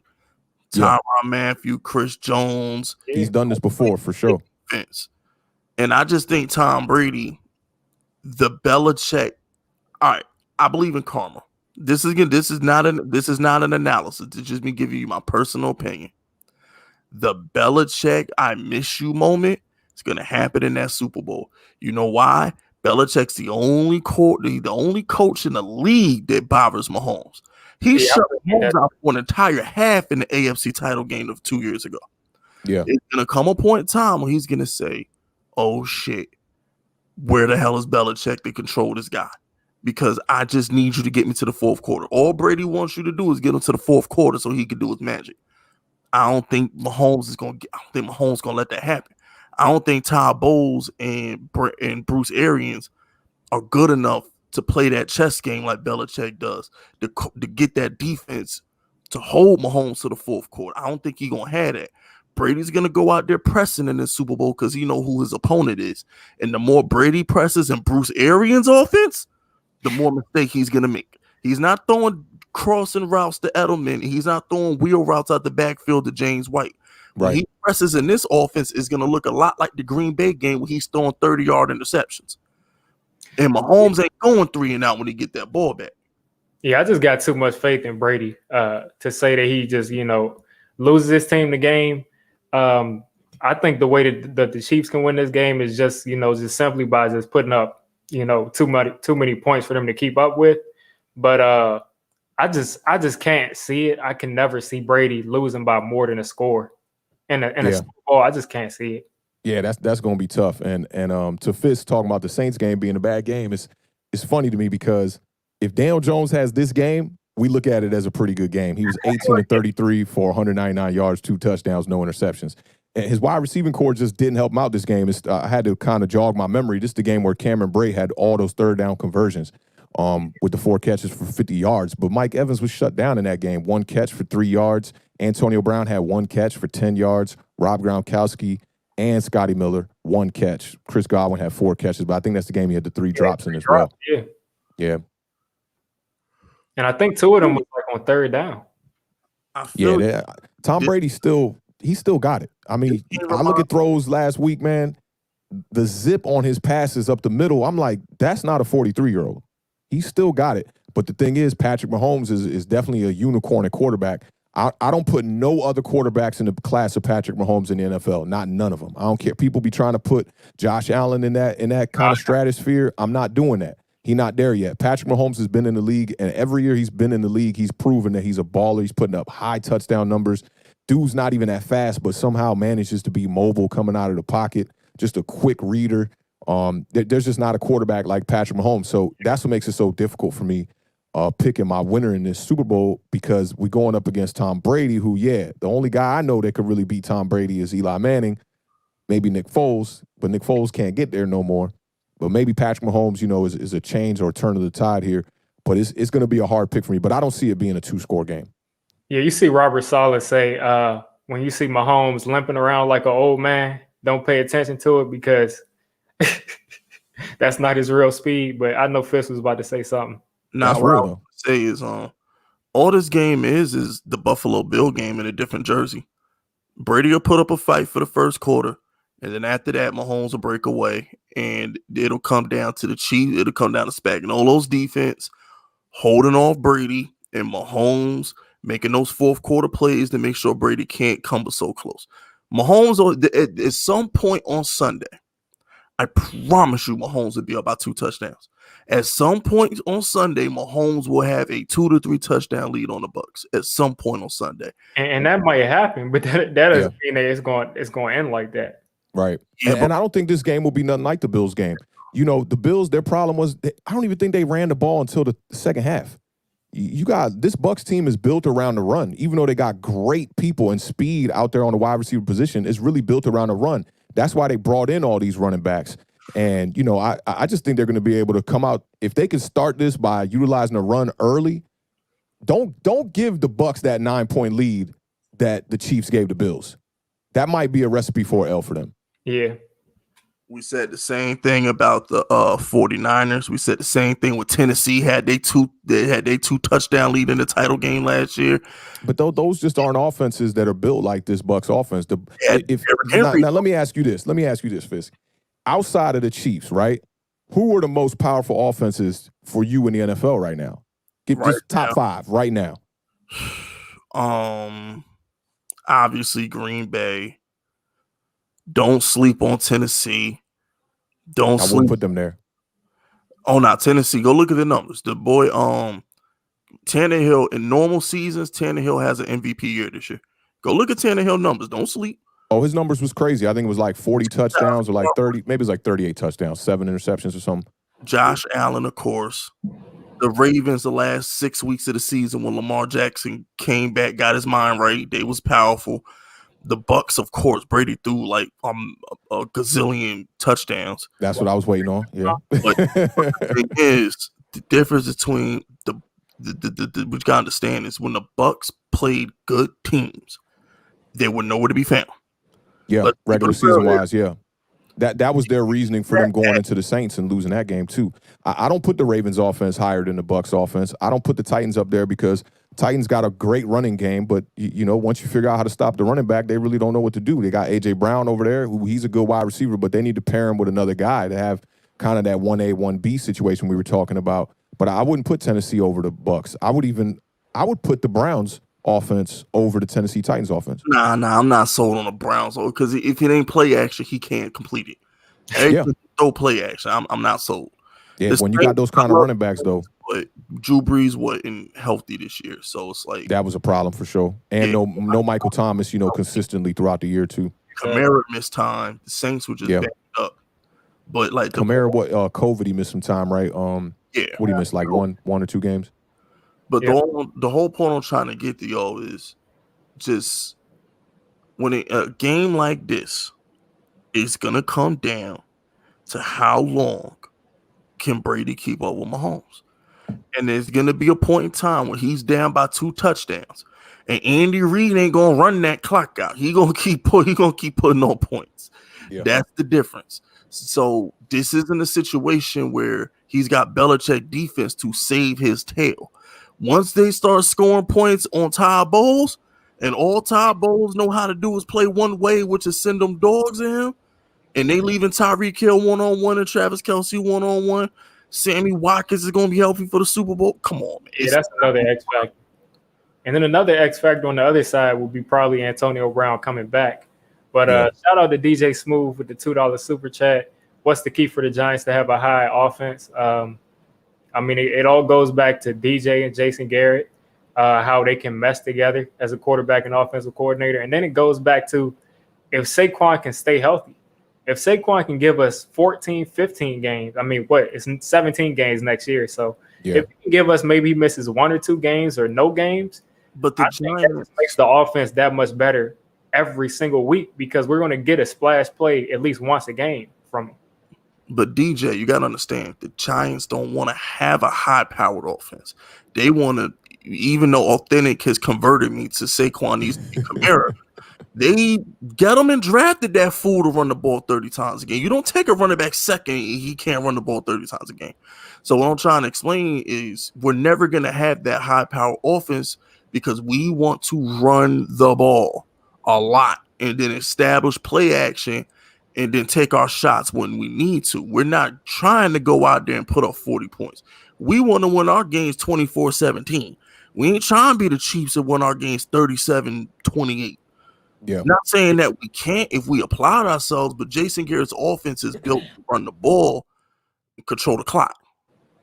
Yeah, and I don't know if he's saying necessarily be like that kind of high-powered offense, but I just want to see us make the jump to be around the middle of the league. You know, being down at the bottom of the league in offense when you do have, you know, a few weapons on the offensive side of the ball, like guys like Golden Tate, Sterling Shepard, and Evan Ingram, with a quarterback like Daniel Jones and a running back like Wayne Gallman, what he showed us this year, we shouldn't be 31st in the NFL in offense. I mean, I think the key is Jason Garrett. He's got to get with it. And if what Fisk is saying is true, Dave Gettleman got to get with the times, because we saw this happen when he drafted Jonathan Stewart in Carolina. He was a high prospect coming into the draft like that. I think he was picked somewhere around 15 or something like that. And eventually you realize he's not the kind of guy that's just going to take it between the tackles for 30 carries a game. You got to figure out a way, you know? So either bring in another, if you want to have that kind of a running system, bring in another running back, or keep Wayne Gallman around and draft a running back. Maybe you get the best running back in the draft. If you really want to be this high-powered running offense, then maybe you just get the best running back you can in the second round, or go ham and get one in the first round if you think somebody's there for you.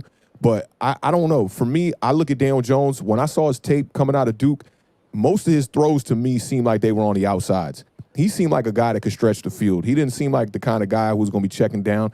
I'd say he's got more arm talent than a guy like Tony Romo, you know? And if our offense could move anything like that offense did 2015 with the Dallas Cowboys, that would be amazing, because I remember those years. Tony Romo had the highest quarterback rating in the league around that time. You know, he was just very efficient, and they just couldn't get to the playoffs and win games. The one time they did, he bobbled the snap, and, you know, the rest is history. But Daniel Jones has all the tools to be able to do what he could do. This whole having Daniel Jones run RPO and all that, to me, that's not the vibe. I look at the Ravens offense, and that's one of my biggest beefs with the Ravens offense, is how much they run everything predicated off the RPO. It bothers me, because Lamar Jackson can run out of just regular shotgun pass formations, out of regular pass formations under center. He needs to run the offense like Kyler Murray and Cam Newton. Exactly. It's a offense, but they just run. But it's spread. They just run. You don't need to. Exactly. I'm glad you brought up Cam Newton, because that's what they were doing. Like, a lot of times I see Giants run RPO out of like tight formations. I'm like, why are we doing that? Why not just spread it out a little bit more? You know, have wide receivers on the edges who are going to just burn. Let Daniel Jones do quarterback draws. You know, take 2 steps back like you passing and let these safeties back up. Daniel Jones could beat these linebackers. Yeah. Well, I'll piggyback off you real quick. If you are going to do that, how about you do it? Don't disguise it. Be just like the Patriots were. When the Patriots is inside the 5-yard line, we all knew Cam Newton was getting the ball, but they put them tight ends out there, and they made it so they're going to block for Cam. If you're going to do something, do it all the way. Don't halfway do nothing. If you're going to do something, do it all the way.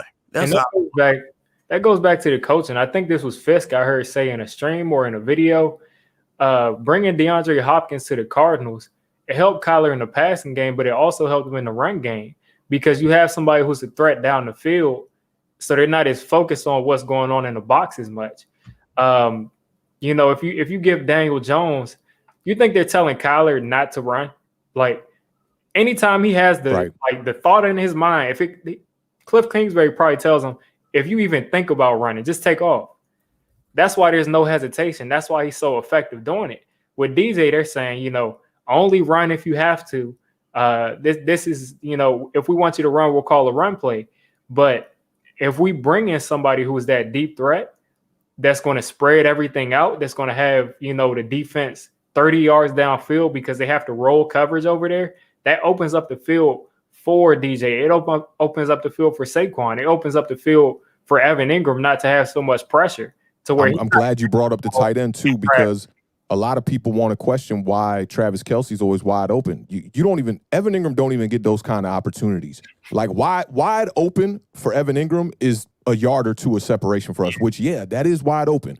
But you see Travis Kelce in playoff games catching the ball with not even people within 6, 7, 8 yards of him. He just wide open, turning, making, getting yak after the play and whatnot. It just don't make no sense.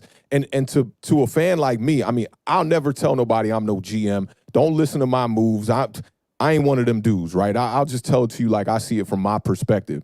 But to me, that's pretty easy to see that the reason why the Chiefs' offense be so wide open has a lot to do with Tyreek Hill. Yeah. You think Jason Witten is a Hall of Famer without T.O. and Dez? Nope. Probably not. Because he ain't athletic. He don't got a quarter of Evan Ingram. He'll probably look like Ebron. Facts. I mean, you know what I'm saying? It's like he's open. Witten is open all these years because he played with T.O. and then he played with Dez Bryant. If Jason Witten is on a regular team with no T.O., no Dez Bryant, he's not going to the Hall of Fame, man. And with Witten, you know, he was very tightly covered too. But the thing about Witten is he could beat people one-on-one. So once he got that matchup, he was going to utilize it. He was going to exploit it, you know. Whereas I don't feel like Dez Bryant, you know, really took the top off of defenses like a Tyreek Hill. Dez Bryant did it in a different way where it was like you had to have that safety over the top. They're killing people with the fade route. Even on the play that they considered a drop against the Packers in the playoffs, that's how they beat them. It was on a fade route. Fair. You know, so that opens up things across the middle. But for the Giants, if it's going to work with a guy like Evan Ingram, you know, I think Evan Ingram feels the pressure every time he catches the ball. He feels like somebody climbing on his back. And a lot of those interception plays that were happening, like I saw and I hate that highlight reel or that non-highlight reel going around with Evan Ingram. Because a couple of those plays ain't even his fault. You know, I see one of them, he slipped coming out the break. Daniel Jones threw the ball anyway. Well, what you want him to do? I understand it's a timing kind of offense, but we can't really blame nobody on an interception like that. But with Evan Ingram, I think he just needs to get the defenders off his back. If he had situational football where he was more just like wide open, 3 yards, 4 yards, 5 yards, which he does have the speed to do it, I think it'd be a lot easier on him. He does have a pass catching problem, though. That's 100. One thing I'll say about Evan Ingram is I looked at every single one of his games this year, right after the season. And Evan Ingram, it's 100. It's like 100% mental. He's seeing a sports psychologist this offseason.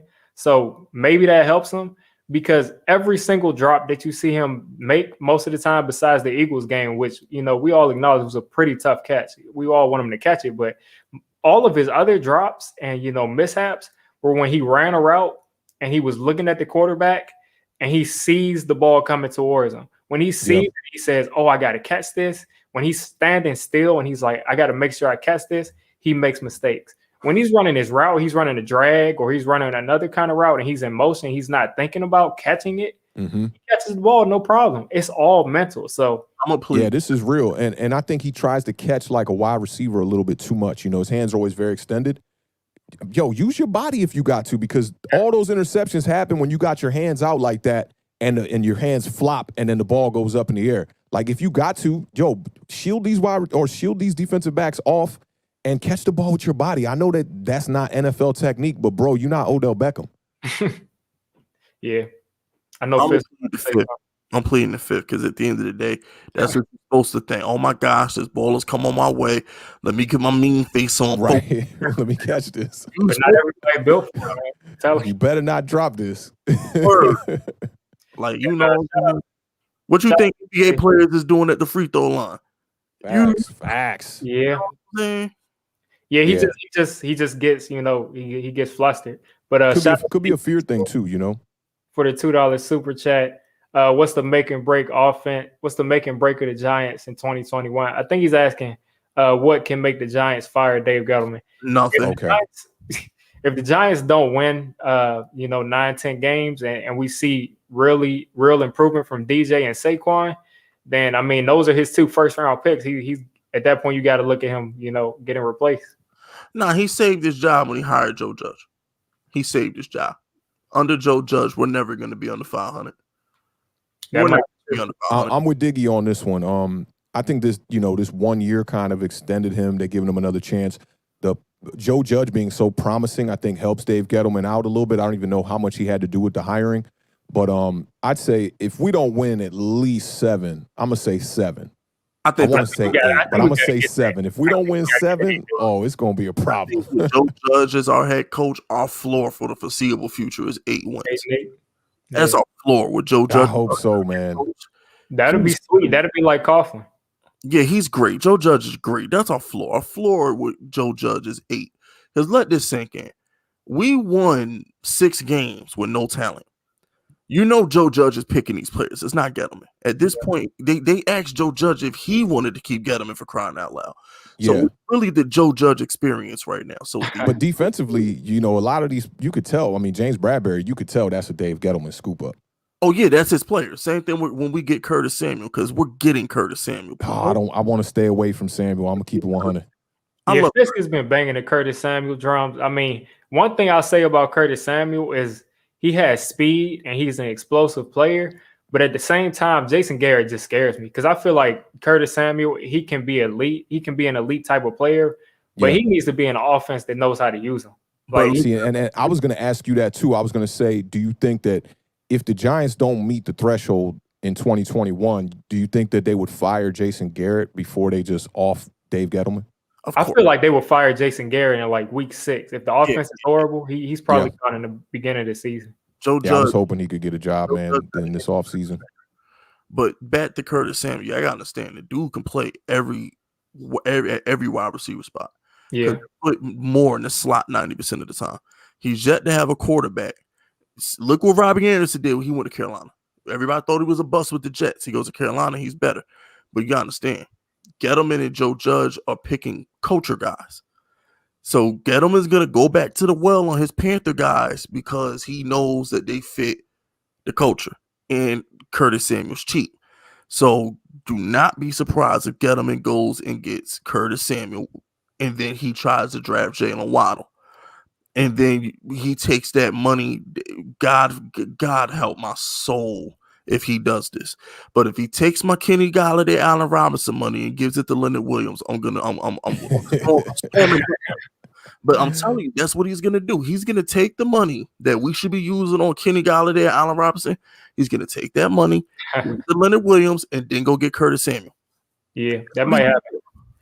Yeah. But shout out to Max Webster for the $5 super chat. You're authentic. I just saw you tweet about the Cowboy record prediction at the beginning of the year. Scotty's reaction was hilarious. Yeah, I predicted the Cowboys would be 4-12, and I actually predicted that they would start off 1-8, and that was before we all knew the NFC East was going to be this terrible this year. And I had Washington losing their first 8, but I was definitely wrong about that, and I was wrong about the Giants too. I think I picked the Giants at like 9-7 or 10-6 at the beginning of the year, and that didn't work out. Speaking of which, I'm glad y'all brought up Twitter. I retweeted something on Twitter earlier today because Authentic wasn't in here yet, but I don't value draft picks, and I don't value the quarterbacks that come out the draft. Out of 12 years since Eli Manning was drafted, from Eli Manning to Jared Goff, 8 quarterbacks were taken number 1 overall. Translation, every single year somebody's Trevor Lawrence. Every single year somebody's getting compared to John Elway and Love. Yeah. So what I'm trying to say when I bring this point up is this. Ladies and gentlemen, the draft is not an exact science. If all these first round picks were going to hit, there would be no bum teams. So don't knock the Rams for giving away 2 first rounders that are going to be in the mid-20s to get a proven commodity in Stafford. And the same thing for Jalen Ramsey. I'll say the same thing for the Giants. If the Patriots want 2 first rounders with Stephon Gilmore right now, guess what? Give it to them. You know why? Patrick Surtain, Caleb Farley, and whoever else we could pick next year in the teens ain't going to be better than Stephen Gilmore. We put Gilmore next to Bradbury. Good luck. Yeah, you that's 100% facts on that, man. That's why, and I don't watch like a ton of college football, but that happens every year. You see these guys coming out the draft. There's another prospect. There's guys that, Baker Mayfield was a number 1 pick. And does Baker Mayfield look like a number 1 pick right now? No, he doesn't, So he wasn't supposed to be the number 1. It was Sam Darnold. Yeah, it was supposed to be, yeah. And look at him. Look at him. Baker Mayfield looks like a better quarterback than Sam Darnold. But what I was going to say, too, is like, a lot of it is the situation. Let's not forget the team that gets the number 1 pick is usually the worst team in the NFL. So I'm always one that's more along the lines of trading these picks and getting the players for it. Look at what Pittsburgh did with Minka when they traded for Minka. That's a great trade. You're getting great value out of the trade. And for me, I think that the Rams actually won the trade because they get to off that contract from Jared Goff. They're going to be paying Matthew Stafford less money than they paying Jared Goff. X. Yeah. I'm glad you brought up the Minka Fitzpatrick thing. Oh my gosh, Pittsburgh, how could you give up a pick for Minka? Look what he's doing. Yeah, balling, straight balling out. And with the Matthew Stafford thing, they front loaded Matthew Stafford's contract. So the last year, the third year of the contract that the Rams will have, I think he's owed like $3 million. Wow. It's a no-brainer. Yeah. And they did the same thing for Brandon Cooks. Remember, they get the Patriots a first-round pick for Brandon Cooks. He came over his first year in L.A., had 1,200 yards. Who were they going to draft that was going to get them the 1,200 yards that Super Bowl year? That's real. Nobody. Yep. I love it. I love it. Yeah, shout out to DJ Smooth for the $2 super chat. We need a new offensive coordinator, modern offense. I think we all definitely agree. I mean, we can all disagree and agree about DJ, but I'll just take it back to money. If you can't manage $5, if you can't properly invest $5, you can't properly invest $100. You can't properly invest $1 million. So it don't matter who you have at quarterback, who you have at receivers. If they don't look good, I mean, if you can't, do what you need with them, you can't do what you need with all the star players in the world. I like the money comparison right there. That's real dope because and I didn't hear you talk about the money before this, but I will say this: to learn how to balance your finances, you need to have a lot of money and blown that money, right? So I would hope that with Jason Garrett, when he looks back at what he has done in a full season of 16 games with the Giants in his first season, and he goes back to the drawing board, there's more corrections and he can learn how to use this money. This $5, this imaginary $5 pretty much that you're going to be using. I'm hoping that, but my faith is I'm below 50% on it. I'm somewhere around 35% faith in Garrett right now. I thought he was going to be the guy that was going to be able to translate this offense into what we thought it could be, from all the way dating back to when we had Shepard and Odell Beckham and Brandon Marshall. I mean, we just seen coordinator after coordinator come in here and screw this up pretty much with one season that ended in a boat trip and a playoff loss. But I want to go back to something that we were just talking about. The reason the Patriots, because everybody said, how come the Patriots have one of the highest payrolls in the NFL? They don't have any good players. You know why? Belichick's a terrible drafter. Belichick takes your players that he has on film in football and brings them to his team. What did the Eagles do 3 years ago? Chris Long, Jay Ajayi, LeGarrette Blount, Torrey Smith, all those guys are veterans. They got guys who they knew were good. They didn't win that with draft. That's a good point right there. I forgot about all those moves. Jay Ajayi, who definitely fell off a cliff, but man, when they scooped him up, that was a great pick. Torrey Smith coming from the Ravens, that was another great pick. I forgot about all those little mini moves they made. And the thing is, the sweet spot of free agency, people always say don't go out and spend a whole bunch of money in free agency. But if you look at the top tier free agency, eliminate them. All those people in that second tier, the people that hit on those second tier free agents, those are usually the best teams. Yeah. Yeah, because that's how the Patriots win. The Patriots, we know Belichick sucks at drafting, but he goes and gets your players that you think aren't good, but he knows they fit his scheme. He plug them in, they win Super Bowls. I could be wrong about this, but I remember reading a stat about Belichick's drafts that he's never had a skill position on the offensive side of the ball that he drafted go to the Pro Bowl. I think that's true, yeah. That might be true. Maybe Gronk. Gronk and baby. Yeah, that's about it. Gronk and Brady. Oh, yeah, Gronk. Maybe Gronk and Brady, yeah. So maybe it was outside of them. Receivers, though. Has Edelman ever been to a Pro Bowl? Oh, he might. Edelman was a dog, too, man. Wasn't he? Because I think he should be a first ballot Hall of Famer, but I'm not sure if he's ever been to a Pro Bowl or not. But Edelman was a dog. Yeah. But why? Shout out to Damaged Goods for the $5 super chat. Hey, my brothers, love y'all. We need to get DJ some help Saquon stay healthy, get a new tight end, get Bradbury some help. Follow Fisk, he will lead us to victory. Facts, though. If you ain't with it, you best get with it. But real quick, don't forget the Giants did the same thing. What do?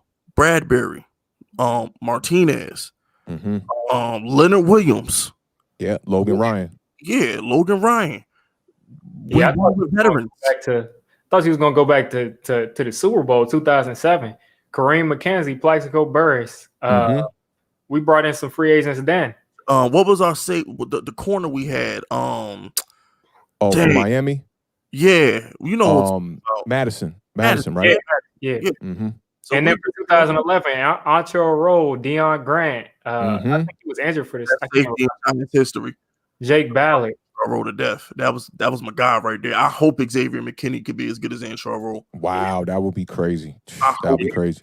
You know who I missed, man, who got injured and was messed up? Kenny Phillips. I knew you was going to say that. Kenny Phillips was my guy.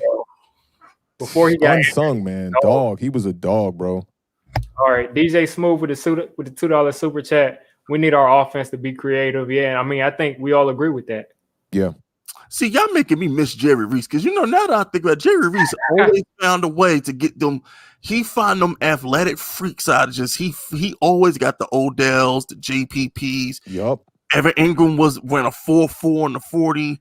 I mean, he always get them athletic freaks, man. A lot of Giants fans, they like to bash Reese, but I think it's a thing about like when the person or the player is not with the organization no more, a lot of Giants fans take to that side, because I swear Giants fans act like Odell Beckham was just like some average wide receiver when he was here. And Reese was bringing in big talent. Big talent. And you look at Dave Gettleman, it's like, man, you don't know what you got till it's gone. Straight up. And I think he couldn't fix the line. Yeah, that was his problem. That was his only thing. And I think he's also been really, really unlucky. Like I forgot who he drafted. I think it was a receiver he drafted that got into a car accident or something. No, that was the running back, right? Who got the car accident? Was it David? No. David Wilson, he broke his neck, but that was, I think, on field was David Wilson. And I think, when people look back at David Wilson, I remember David Wilson his debut game. He was hyped coming into the Giants. Yeah. It never worked out. People were like, if he wouldn't have broke his neck, he would have been one of the best running backs of all time. No, that's all cap. That's all hype. Like, he was not good. He fumbled his first carry in the NFL on a kickoff, I want to say. I remember he fumbled the return, and Tom Coughlin was like, get up out of here. Yeah, his first carry was against the Cowboys, and DeMarcus Ware forced the fumble. And I remember because all my Cowboys friends was texting me saying, that's y'all first-round picks, first carry.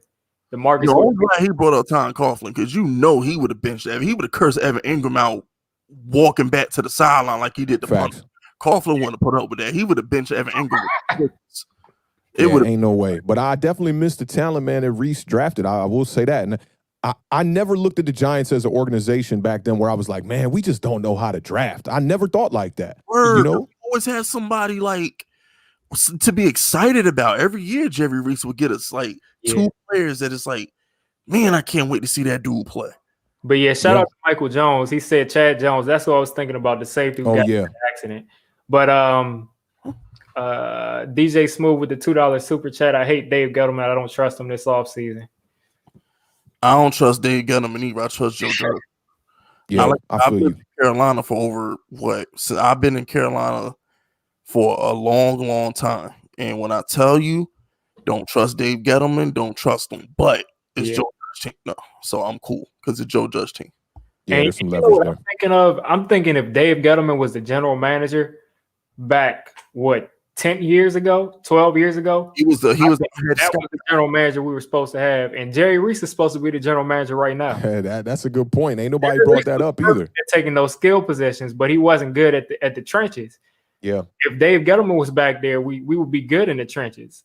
But I think there was if Dave Gettleman took over, because we won the first Super Bowl with Ernie Accorsi talent. That's a fact. Exactly. And that's how Dave Gettleman drafts.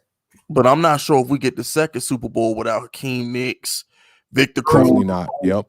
Those are players that Manningham. And think about how quickly they brought Victor Cruz up for the second Super Bowl. He had the preseason where he went off and then he got hurt. They went that undeniable, so you got to credit those. That wide receiver core was just fantastic, man. And Kevin Boss was on one of them teams too, balling out. Yeah. Kevin Boss. He just had the concussions, man. Yeah. Because he was going across the middle taking some pulling hits, man, for real. And could you imagine if Daniel Jones had Cruz, Nicks, and Manningham right now? That'd be nasty. That'd be crazy. Hakeem Nicks was just like throw it anywhere. He was better. Radius was ridiculous. I feel so bad for Hakeem Nicks. He ended up playing like tight end in the XF, like tried to play tight end in the XFL. He got greedy. He wanted more money to Cruz. He should have just took the money. But he, also was the knee issue. He blew out his knee too.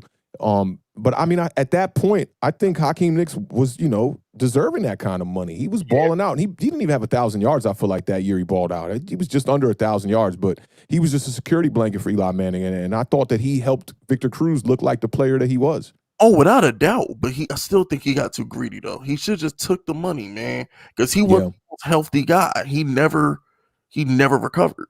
He should have took. And then he ended up going to the Colts, I think, that first year, or was it the Panthers? Yeah. The Eli Manning curse. Every receiver that leave us is trash. Exactly. Yeah. Steve Smith, that was the first one. But shout out to Ramon Baez for the $4.99 super chat. Fellas, love Scary Terry for the late rounds. What you think? Big, fast target and good hands. I like him. I mean, I'm not saying that he's going to beat this dude, but the person that he gets compared to is Randy Moss just because of the play style. Wait a minute. He had like 3 catches for 120 yards. So I definitely think that he's an option in the later rounds. That's Terry's out of Florida. Yeah, FSU. Yeah, Florida State. Yeah. Everybody they draft. I mean, everybody they recruit fast. Yeah, Florida they come out of bed running a 4.2. Yeah, okay. Shout out DJ Smooth for the $2 super chat. If Joe Judge wasn't here, we would be terrible if Joe Judge wasn't here. Yeah, there would be no hope. Big fact. Oh, no. Let me take that back. Because that means we keep Pat Sherman. If we kept Pat Sherman, Daniel Jones would have threw 30 touchdowns last season. And I think about that too, man. Like, what if we just kept Pat Shermer, and all these other teams in the NFC East would be dealing with having a new coach and the COVID situation, and we'd kind of be a step ahead. Maybe our offense could have been clicking and we could have been a better team. I believe that Pat Shermer would have had this offense humming. But if you look back at last season, Pat Shermer lost us about 5 or 6 games. He did not manage the clock at the end. Every game with 4 minutes left, we had 0 timeouts. Yeah, he was terrible managing timeouts and managing the clock for sure. Our question though, we probably wouldn't have his defense too. Just want to throw that out there as well. What would y'all rather have though? Daniel Jones at 35 touchdowns or Joe Judge? Because that's really the question. Would you rather have Daniel Jones, an elite quarterback right now with a bad coach, or Joe Judge, an elite coach, and pray Daniel Jones evolves? I'll take Joe Judge because DJ could have thrown 35 touchdowns and we could still win, 5 games. We would have. It's a tough call. It's a tough call, because we're not winning more games with this system. Yeah.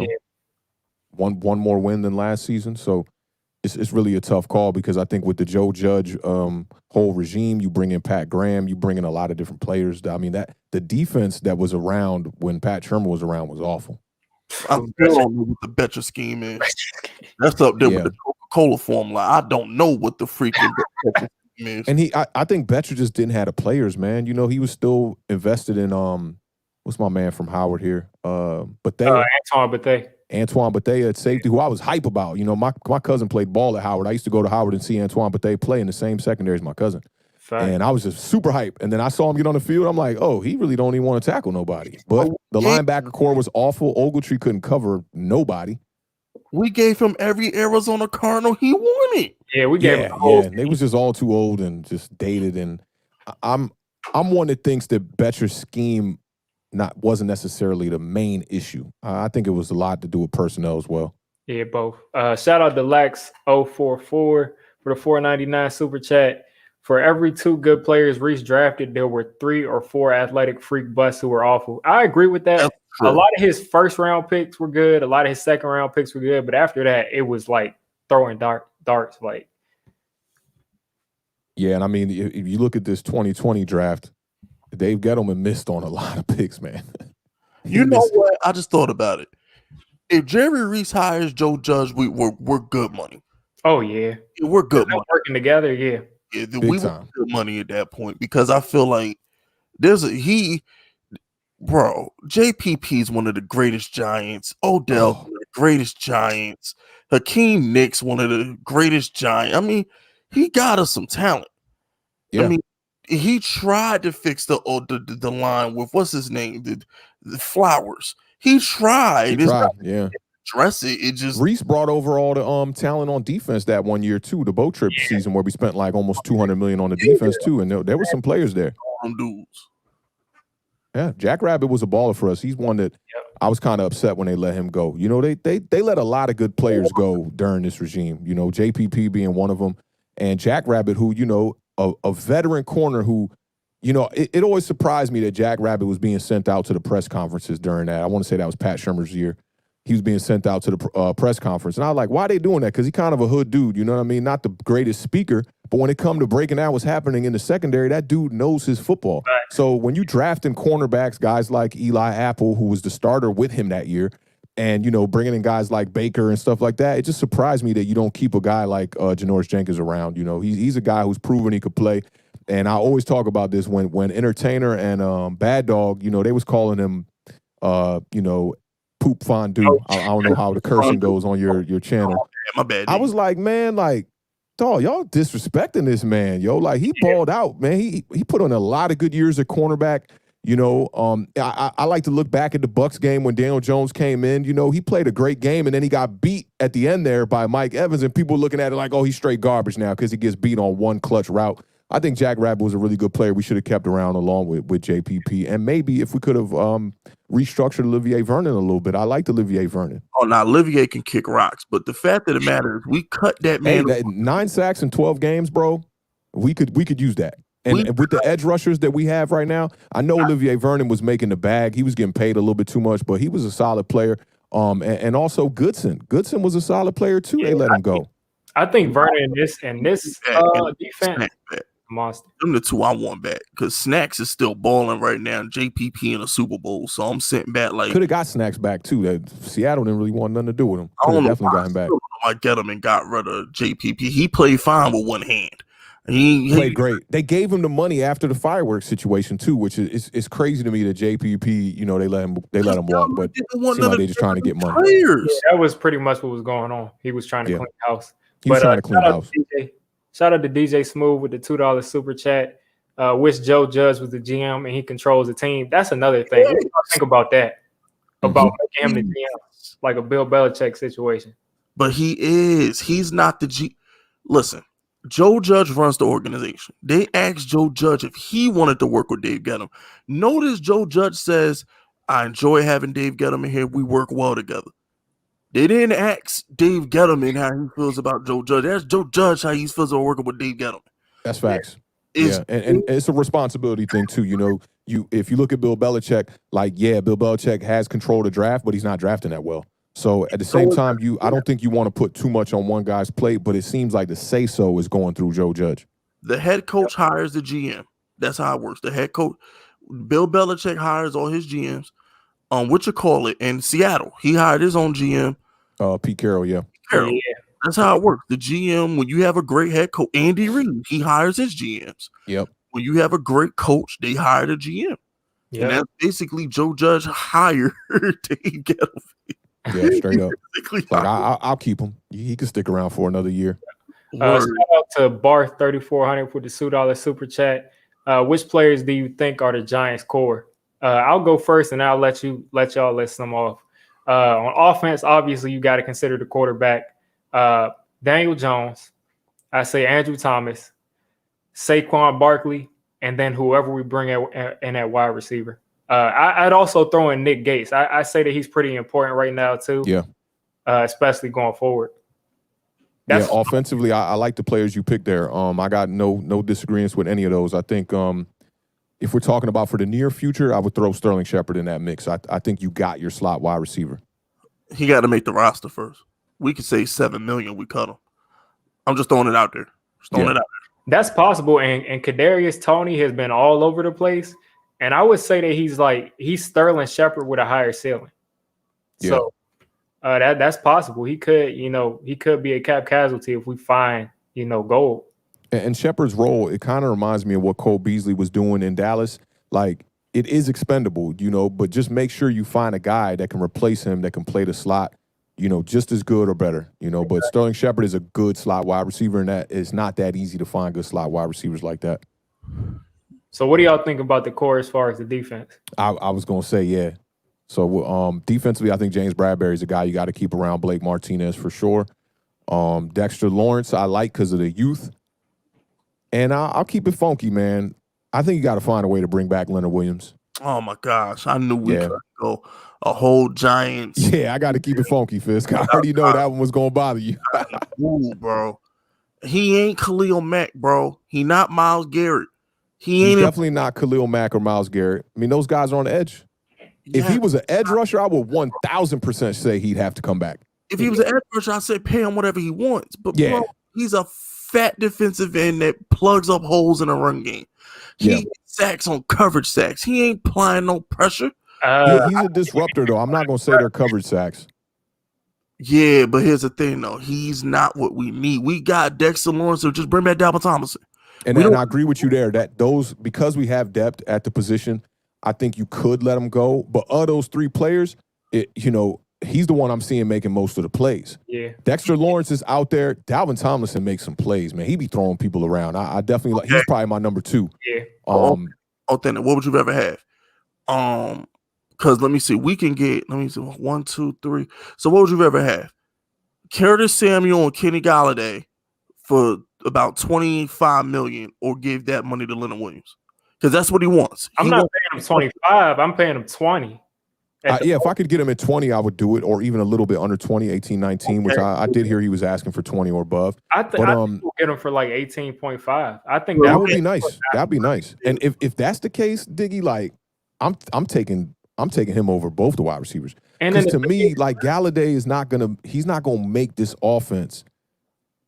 He's not gonna make this offense just completely 180. What? Are you serious? Yeah, I mean, look at they got Stafford throwing in the ball, who's super proven that he can throw a football. I'm not going to go as far as to say Daniel Jones is of the caliber of Matthew Stafford yet. No way. No. All right, timeout. Flag on the field. Okay. Enough. Okay, enough. So what you're telling me is you want to pay Leonard Williams more money than Blake Martinez and James Bradbury? I mean, if that's what has to be done in this upcoming season to then figure out a way later to pay those guys, I'd be down for it. No, listen, ain't Shaq Barry about to be a free agent? That'd be amazing too, but he gonna want a lot of money as well. Yeah, but he's worth 20-something million though. Because I feel you. If we're talking about taking Leonard Williams out of this defense and then bringing in Shaq Barrett, okay, I'm with it. Yeah, but for the situation that you presented there with Galladay and or A-Rob, nah, man. I'm sorry. Them dudes, they don't make the offense change. Yes, they do. We have no wide receivers. Well, look what Stephon Diggs did for Josh Allen. Look what Tyreek Hill does for Mahomes. Now this is I'm glad you brought that up, Fisk. So are you gonna put Galladay in the same category as Stephon Diggs? Yes. I'm not doing that. So that's where we probably see it a little differently. I'm putting Galladay somewhere underneath Diggs, but maybe a step above a guy like Robbie Anderson. Hold on, pause. Flag on the field. Once again, here. Okay, you're not looking at the bigger picture. Galladay as the number 1, we don't know how great he could be. Remember, in Detroit, he's playing in a run-based system, and he has Marvin Jones next to him. So is that really a run-based system this year? Maybe remember they had PK. They had Seattle old. All Matt Patricia wanted to do was run the ball. But what I'm trying to say is this: you give Kenny Galladay in a situation where he's catching all those bombs that Darius Slayton couldn't catch. I promise you, 6'5" Kenny Galladay coming down with those. I promise you. This is guy Kenny Galladay who's had 1,200 yards on 60 catches. So I'm just trying to explain to you. Kenny Galladay on our team is Plexico Burris. He's gonna do the dirt. He changed.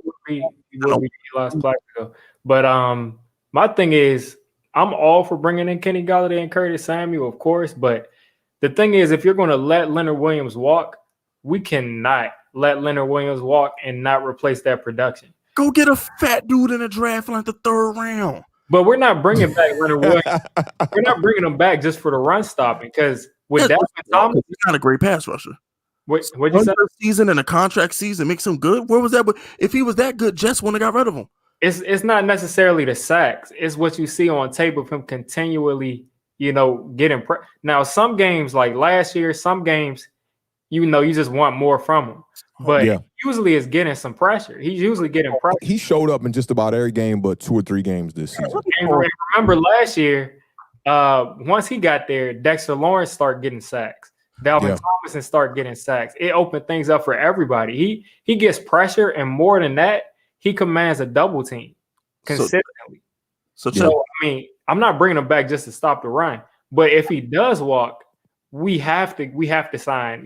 Whether it be trading for J.J. Watt, whether it be signing.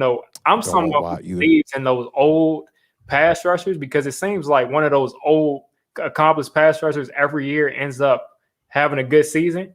So as long as we replace someone who can command that kind of attention, that's cool. But we got to replace it somehow.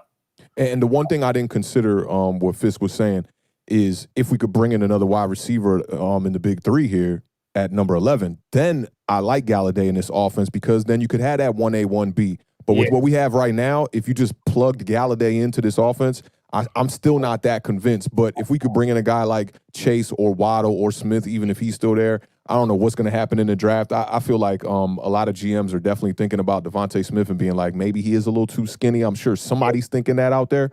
But if one of them could fall to us and we could have Sterling Shepard on the field with a guy like Galladay, I'm in love with that. I'm totally in love with that.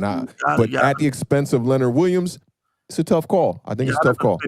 I'm offended. Y'all done offended me. Okay, so you're not going to convince me that a run-stopping defensive end is more important than scoring points. It's not going to happen. On top of that, there's a reason we took Dexter Lawrence at number 17.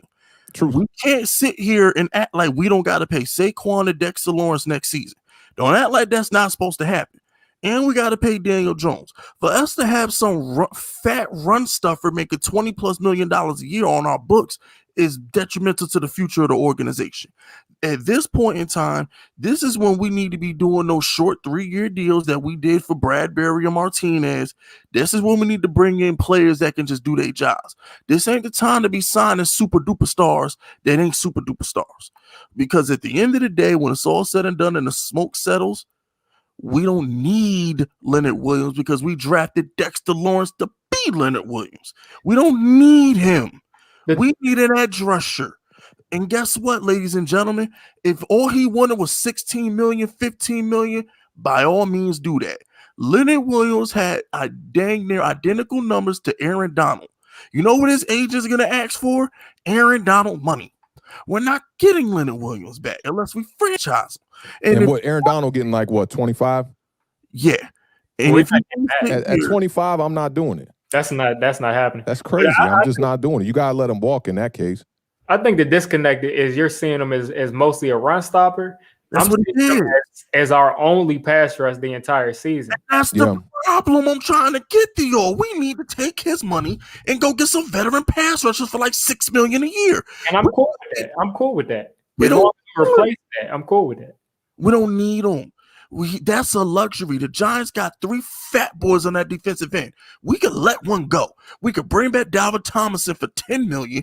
We got Dexter Lawrence who's going to want his bag next year. We don't need Leonard Williams. If Leonard Williams was the only fat boy we had, I understand it. I would understand. But we got 3 fat boys over there. Dave Gettleman, all he knows is hog mollies and fat boys. He could go find another fat boy. Exactly. We don't need Leonard Williams. If Leonard Williams was Myles Garrett or Khalil Mack and he was clapping quarterbacks 2 times a game, I would understand. But he's not that important. Giants fans, he had 1 good year in a contract year. How many players ball out their contract year and then trash for the next 5 seasons? Yeah, but I mean, the same could kind of be said with Galladay a little bit there too, because 2019 is really the only year he puts up a lot of touchdowns, and half the season he did that with a backup quarterback. Yeah, but here's the thing with Galladay though. Galladay's important. Leonard Williams not. Galladay on presence alone makes Saquon 500 yards better. Galladay on presence alone makes Evan Ingram 20 catches better. Galladay on presence alone makes Sterling Shepard a more important weapon. Galladay and Allen Robinson, whichever one we get on presence alone, makes the offense better. Because now Daniel Jones has somebody to identify the cover. He'll read coverages better because now the defense has to show their hand because they have to make it abundantly clear they're double teaming Galladay and Allen Robinson, which means guess what? I could pick on Evan Ingram now. I could pick on Darius Slade, who gonna burn number 2s like he always did his rookie year. Galladay or the number 1 receiver makes the whole offense better. It does, but now at the expense of taking away probably our best defensive player. He's not our best defensive player. He's 3rd at best. Maybe fourth. I don't know. Fourth, who would take him in the top three though? Logan Ryan, he's fourth. No, man, Leonard Williams and Logan Ryan, bro. Come on. I'll give you he could be third on some people's list. I'll give you that. But we can't put Logan Ryan above Leonard Williams. Leonard Williams had a lot to do with the reasoning why this secondary played well in the first place. But how much better is he than Dexter Lawrence?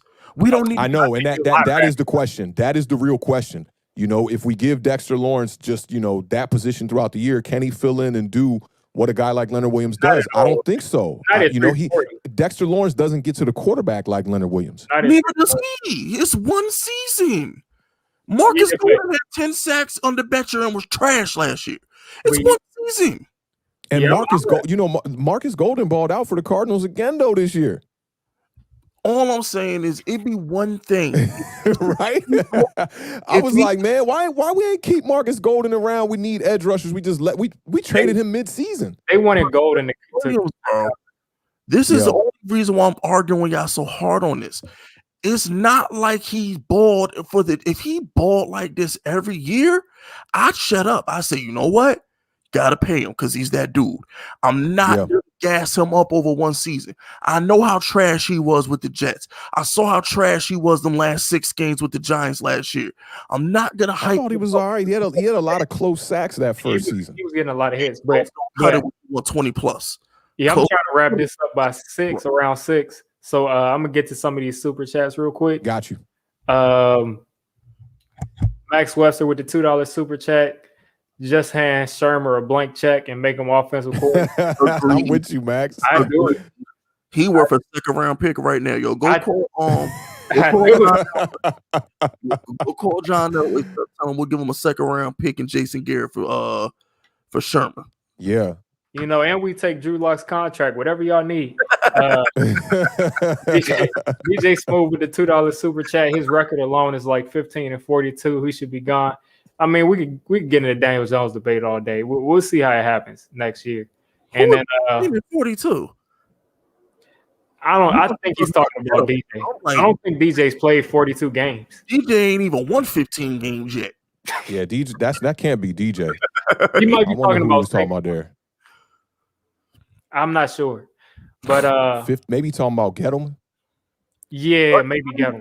If you don't get franchised, I've ever give it to him. But Dupree, if you don't get franchised, I've ever give the money to him.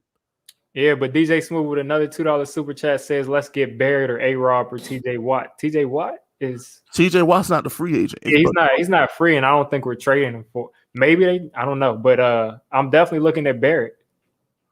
It's not that I don't like Leonard Williams, Mac Giants fans. It just that, you know what? He said Mac Giants fans. We are the New New York Football Giants, okay? We are the New York Football Giants. We are Lawrence Taylor, Strahan, Ozzie, Tuck, JPP, and y'all fools want to give Leonard Williams $20 million a year?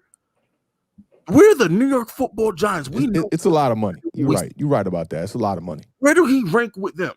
We want to give him that kind. Where does he rank on them rushes that I just told y'all about? Where does he rank?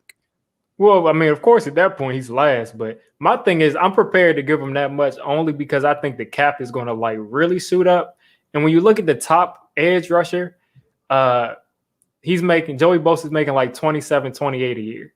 So I think paying him 20 in 2 years, 20 is going to be nothing. Remind you, we played Olivier Vernon, to do basically the same thing that Leonard Williams is doing, which is get a whole bunch of quarterback hits and pressures.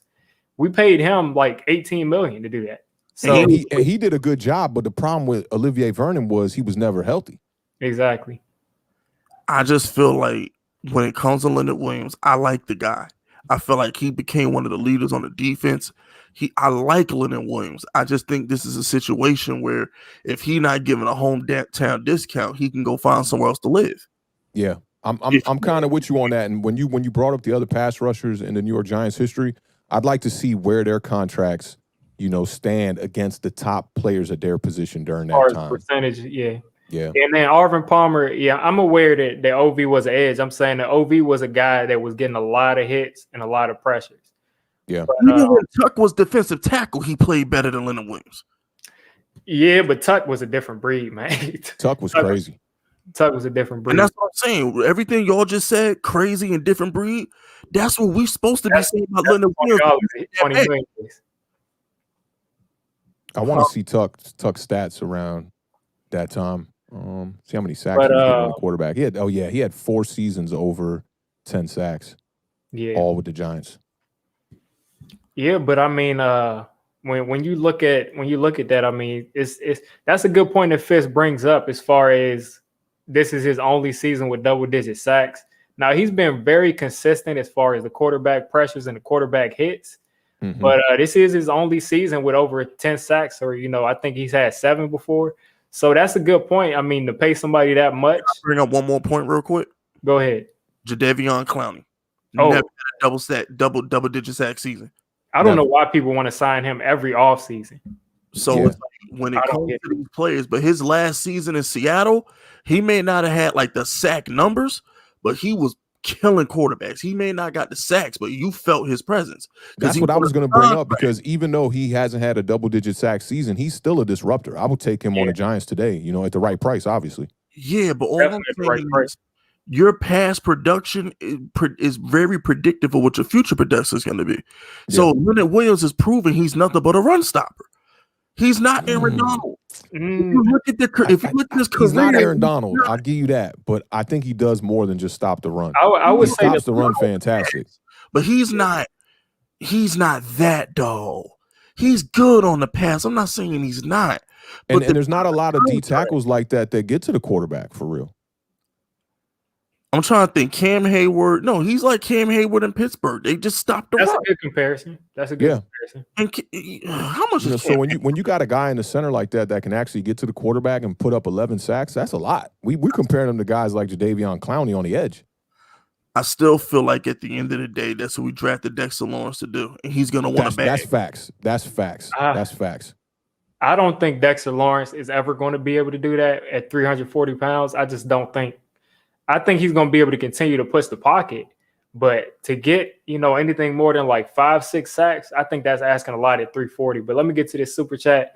Lucas Aiken, I think that's Australian, 30.99. Congratulations on the 3K. Definitely appreciate that. Appreciate all y'all for subbing, for supporting me. I've been really going hard at this for the past, 10 months. And, pretty much gotten the 3K. Probably 2,000 in the last month and a half. So I definitely appreciate y'all all coming and supporting. And we've had over 100 people in this live stream. So yeah, definitely appreciating it all. I would take my hat off, if I was in a better situation as far as the shape up go. But hey, got that COVID vibe. I'm with you, bro. Don't even trip. Shout out Lucas, man. He's a great Giant supporter in the community, man. He's always in all the chats I see, man. Salute to him for sure, man. And congrats, Diggy, on the 3K, man. For real. Appreciate it, man. Make sure you hit up my channel, Lucas. I got my Fisk Vegas Blue channel was my Giants channel. Definitely. I got I'm gonna add Authentics. Let me see if I can get Authentics channel into the chat. I have Fisk channels in the description of this video, but I'm gonna pop Authentics channel into the chat real quick. Appreciate it.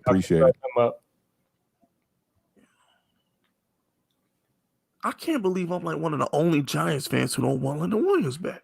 Nah, there's plenty out there. I mean, the money thing makes sense, So anybody arguing it either way, I can't look at it as like, I got no shade thrown towards it for real. Because I feel the same way about the Deshaun Watson talk, man. People getting so mad on Twitter about the Deshaun Watson talk, and I'm just like, man, like, yo, you talking about a great quarterback here. Team's gonna want him, Like, I understand the money is a big problem, but like, yeah, team's gonna want him for sure, So I look at it either way. Money, bro. These teams, bro. The Saints was like -20 in cap million and gave Emmanuel Sanders $50 million. Like, I'm not trying to hear nothing about cap. These teams will just pay luxury taxes. They find a way. Whatever they got, they find a way, bro. I'm not trying to hear that. That's real. But I mean, this has been a good stream. I'm getting hungry. I ain't ate since like 11 o'clock this morning, but I definitely appreciate y'all, Fisk, for coming on, Authentic for coming on. I think this is a real good stream. Appreciate it again for giving me the 3,000 subs. But we gotta do this again, Diggy. I'm gonna just leave these last couple minutes for y'all to plug anything y'all got coming up, for y'all to plug y'all channels, which y'all do. We can start off with Fisk. Yeah, y'all know the vibes, man. Look, all you gotta do is just type my name in, just sub to all my channels. How about that? Sub to the General Fisk, sub to Fisk Vegas Blue, sub to my reaction channels if you like RDC and EDP and Flight Reacts. I got a little bit of something for everybody, but since this is mostly Giants fans, subscribe to my Fisk Vegas Blue channel. That's where my Giants content is. Also, make sure if you have an iPhone, please go leave my Fisk Vegas Fire and Range podcast a good review on iTunes. I would really appreciate it. Here we go. Authentic. That's what's good, man. Definitely sub up to Fisk, man. These two dudes, this was long overdue for sure. I just chopped it up with Fisk like last week on his channel. And those two podcasts are coming out on Apple Music as well. But definitely check me out, man. I produce a show and I'm a part of the show. It's called Authentic in the Beard. It's an NFC East-based podcast. We kind of got a subtitle. It's called The Best Division in Football, which this year that didn't really ring true, but y'all know what it is with the NFC East. So definitely sub us up, man. Definitely take a lot of pride in the media and the production. I'm a producer by background. So the podcast thing was just kind of inevitable at the end of the day. And I'm also in Washington, D.C., like your boy Diggy, man. I'm right here on North Capitol, so I get to chop it up and represent for all the Giants fans here in the district and hold us down, man. And Diggy, once again, man, just appreciate you for having me pull up, man. I'm glad y'all told me to come join the stream today, man. It was definitely dope, man. 3 hours, that just flew by. Yeah, definitely, man. I'm glad both of y'all could come on. We've been trying to all get on the same stream for a while. And I'll just end it off with DJ Smooth with the $2 super chat. Great stream. And yeah, I think we all agree y'all kept it lit this entire time. So without any further ado, I'm going to go ahead and end it. Y'all go ahead and have a good Sunday and get into a positive and productive week. Facts. Peace, y'all. Yep.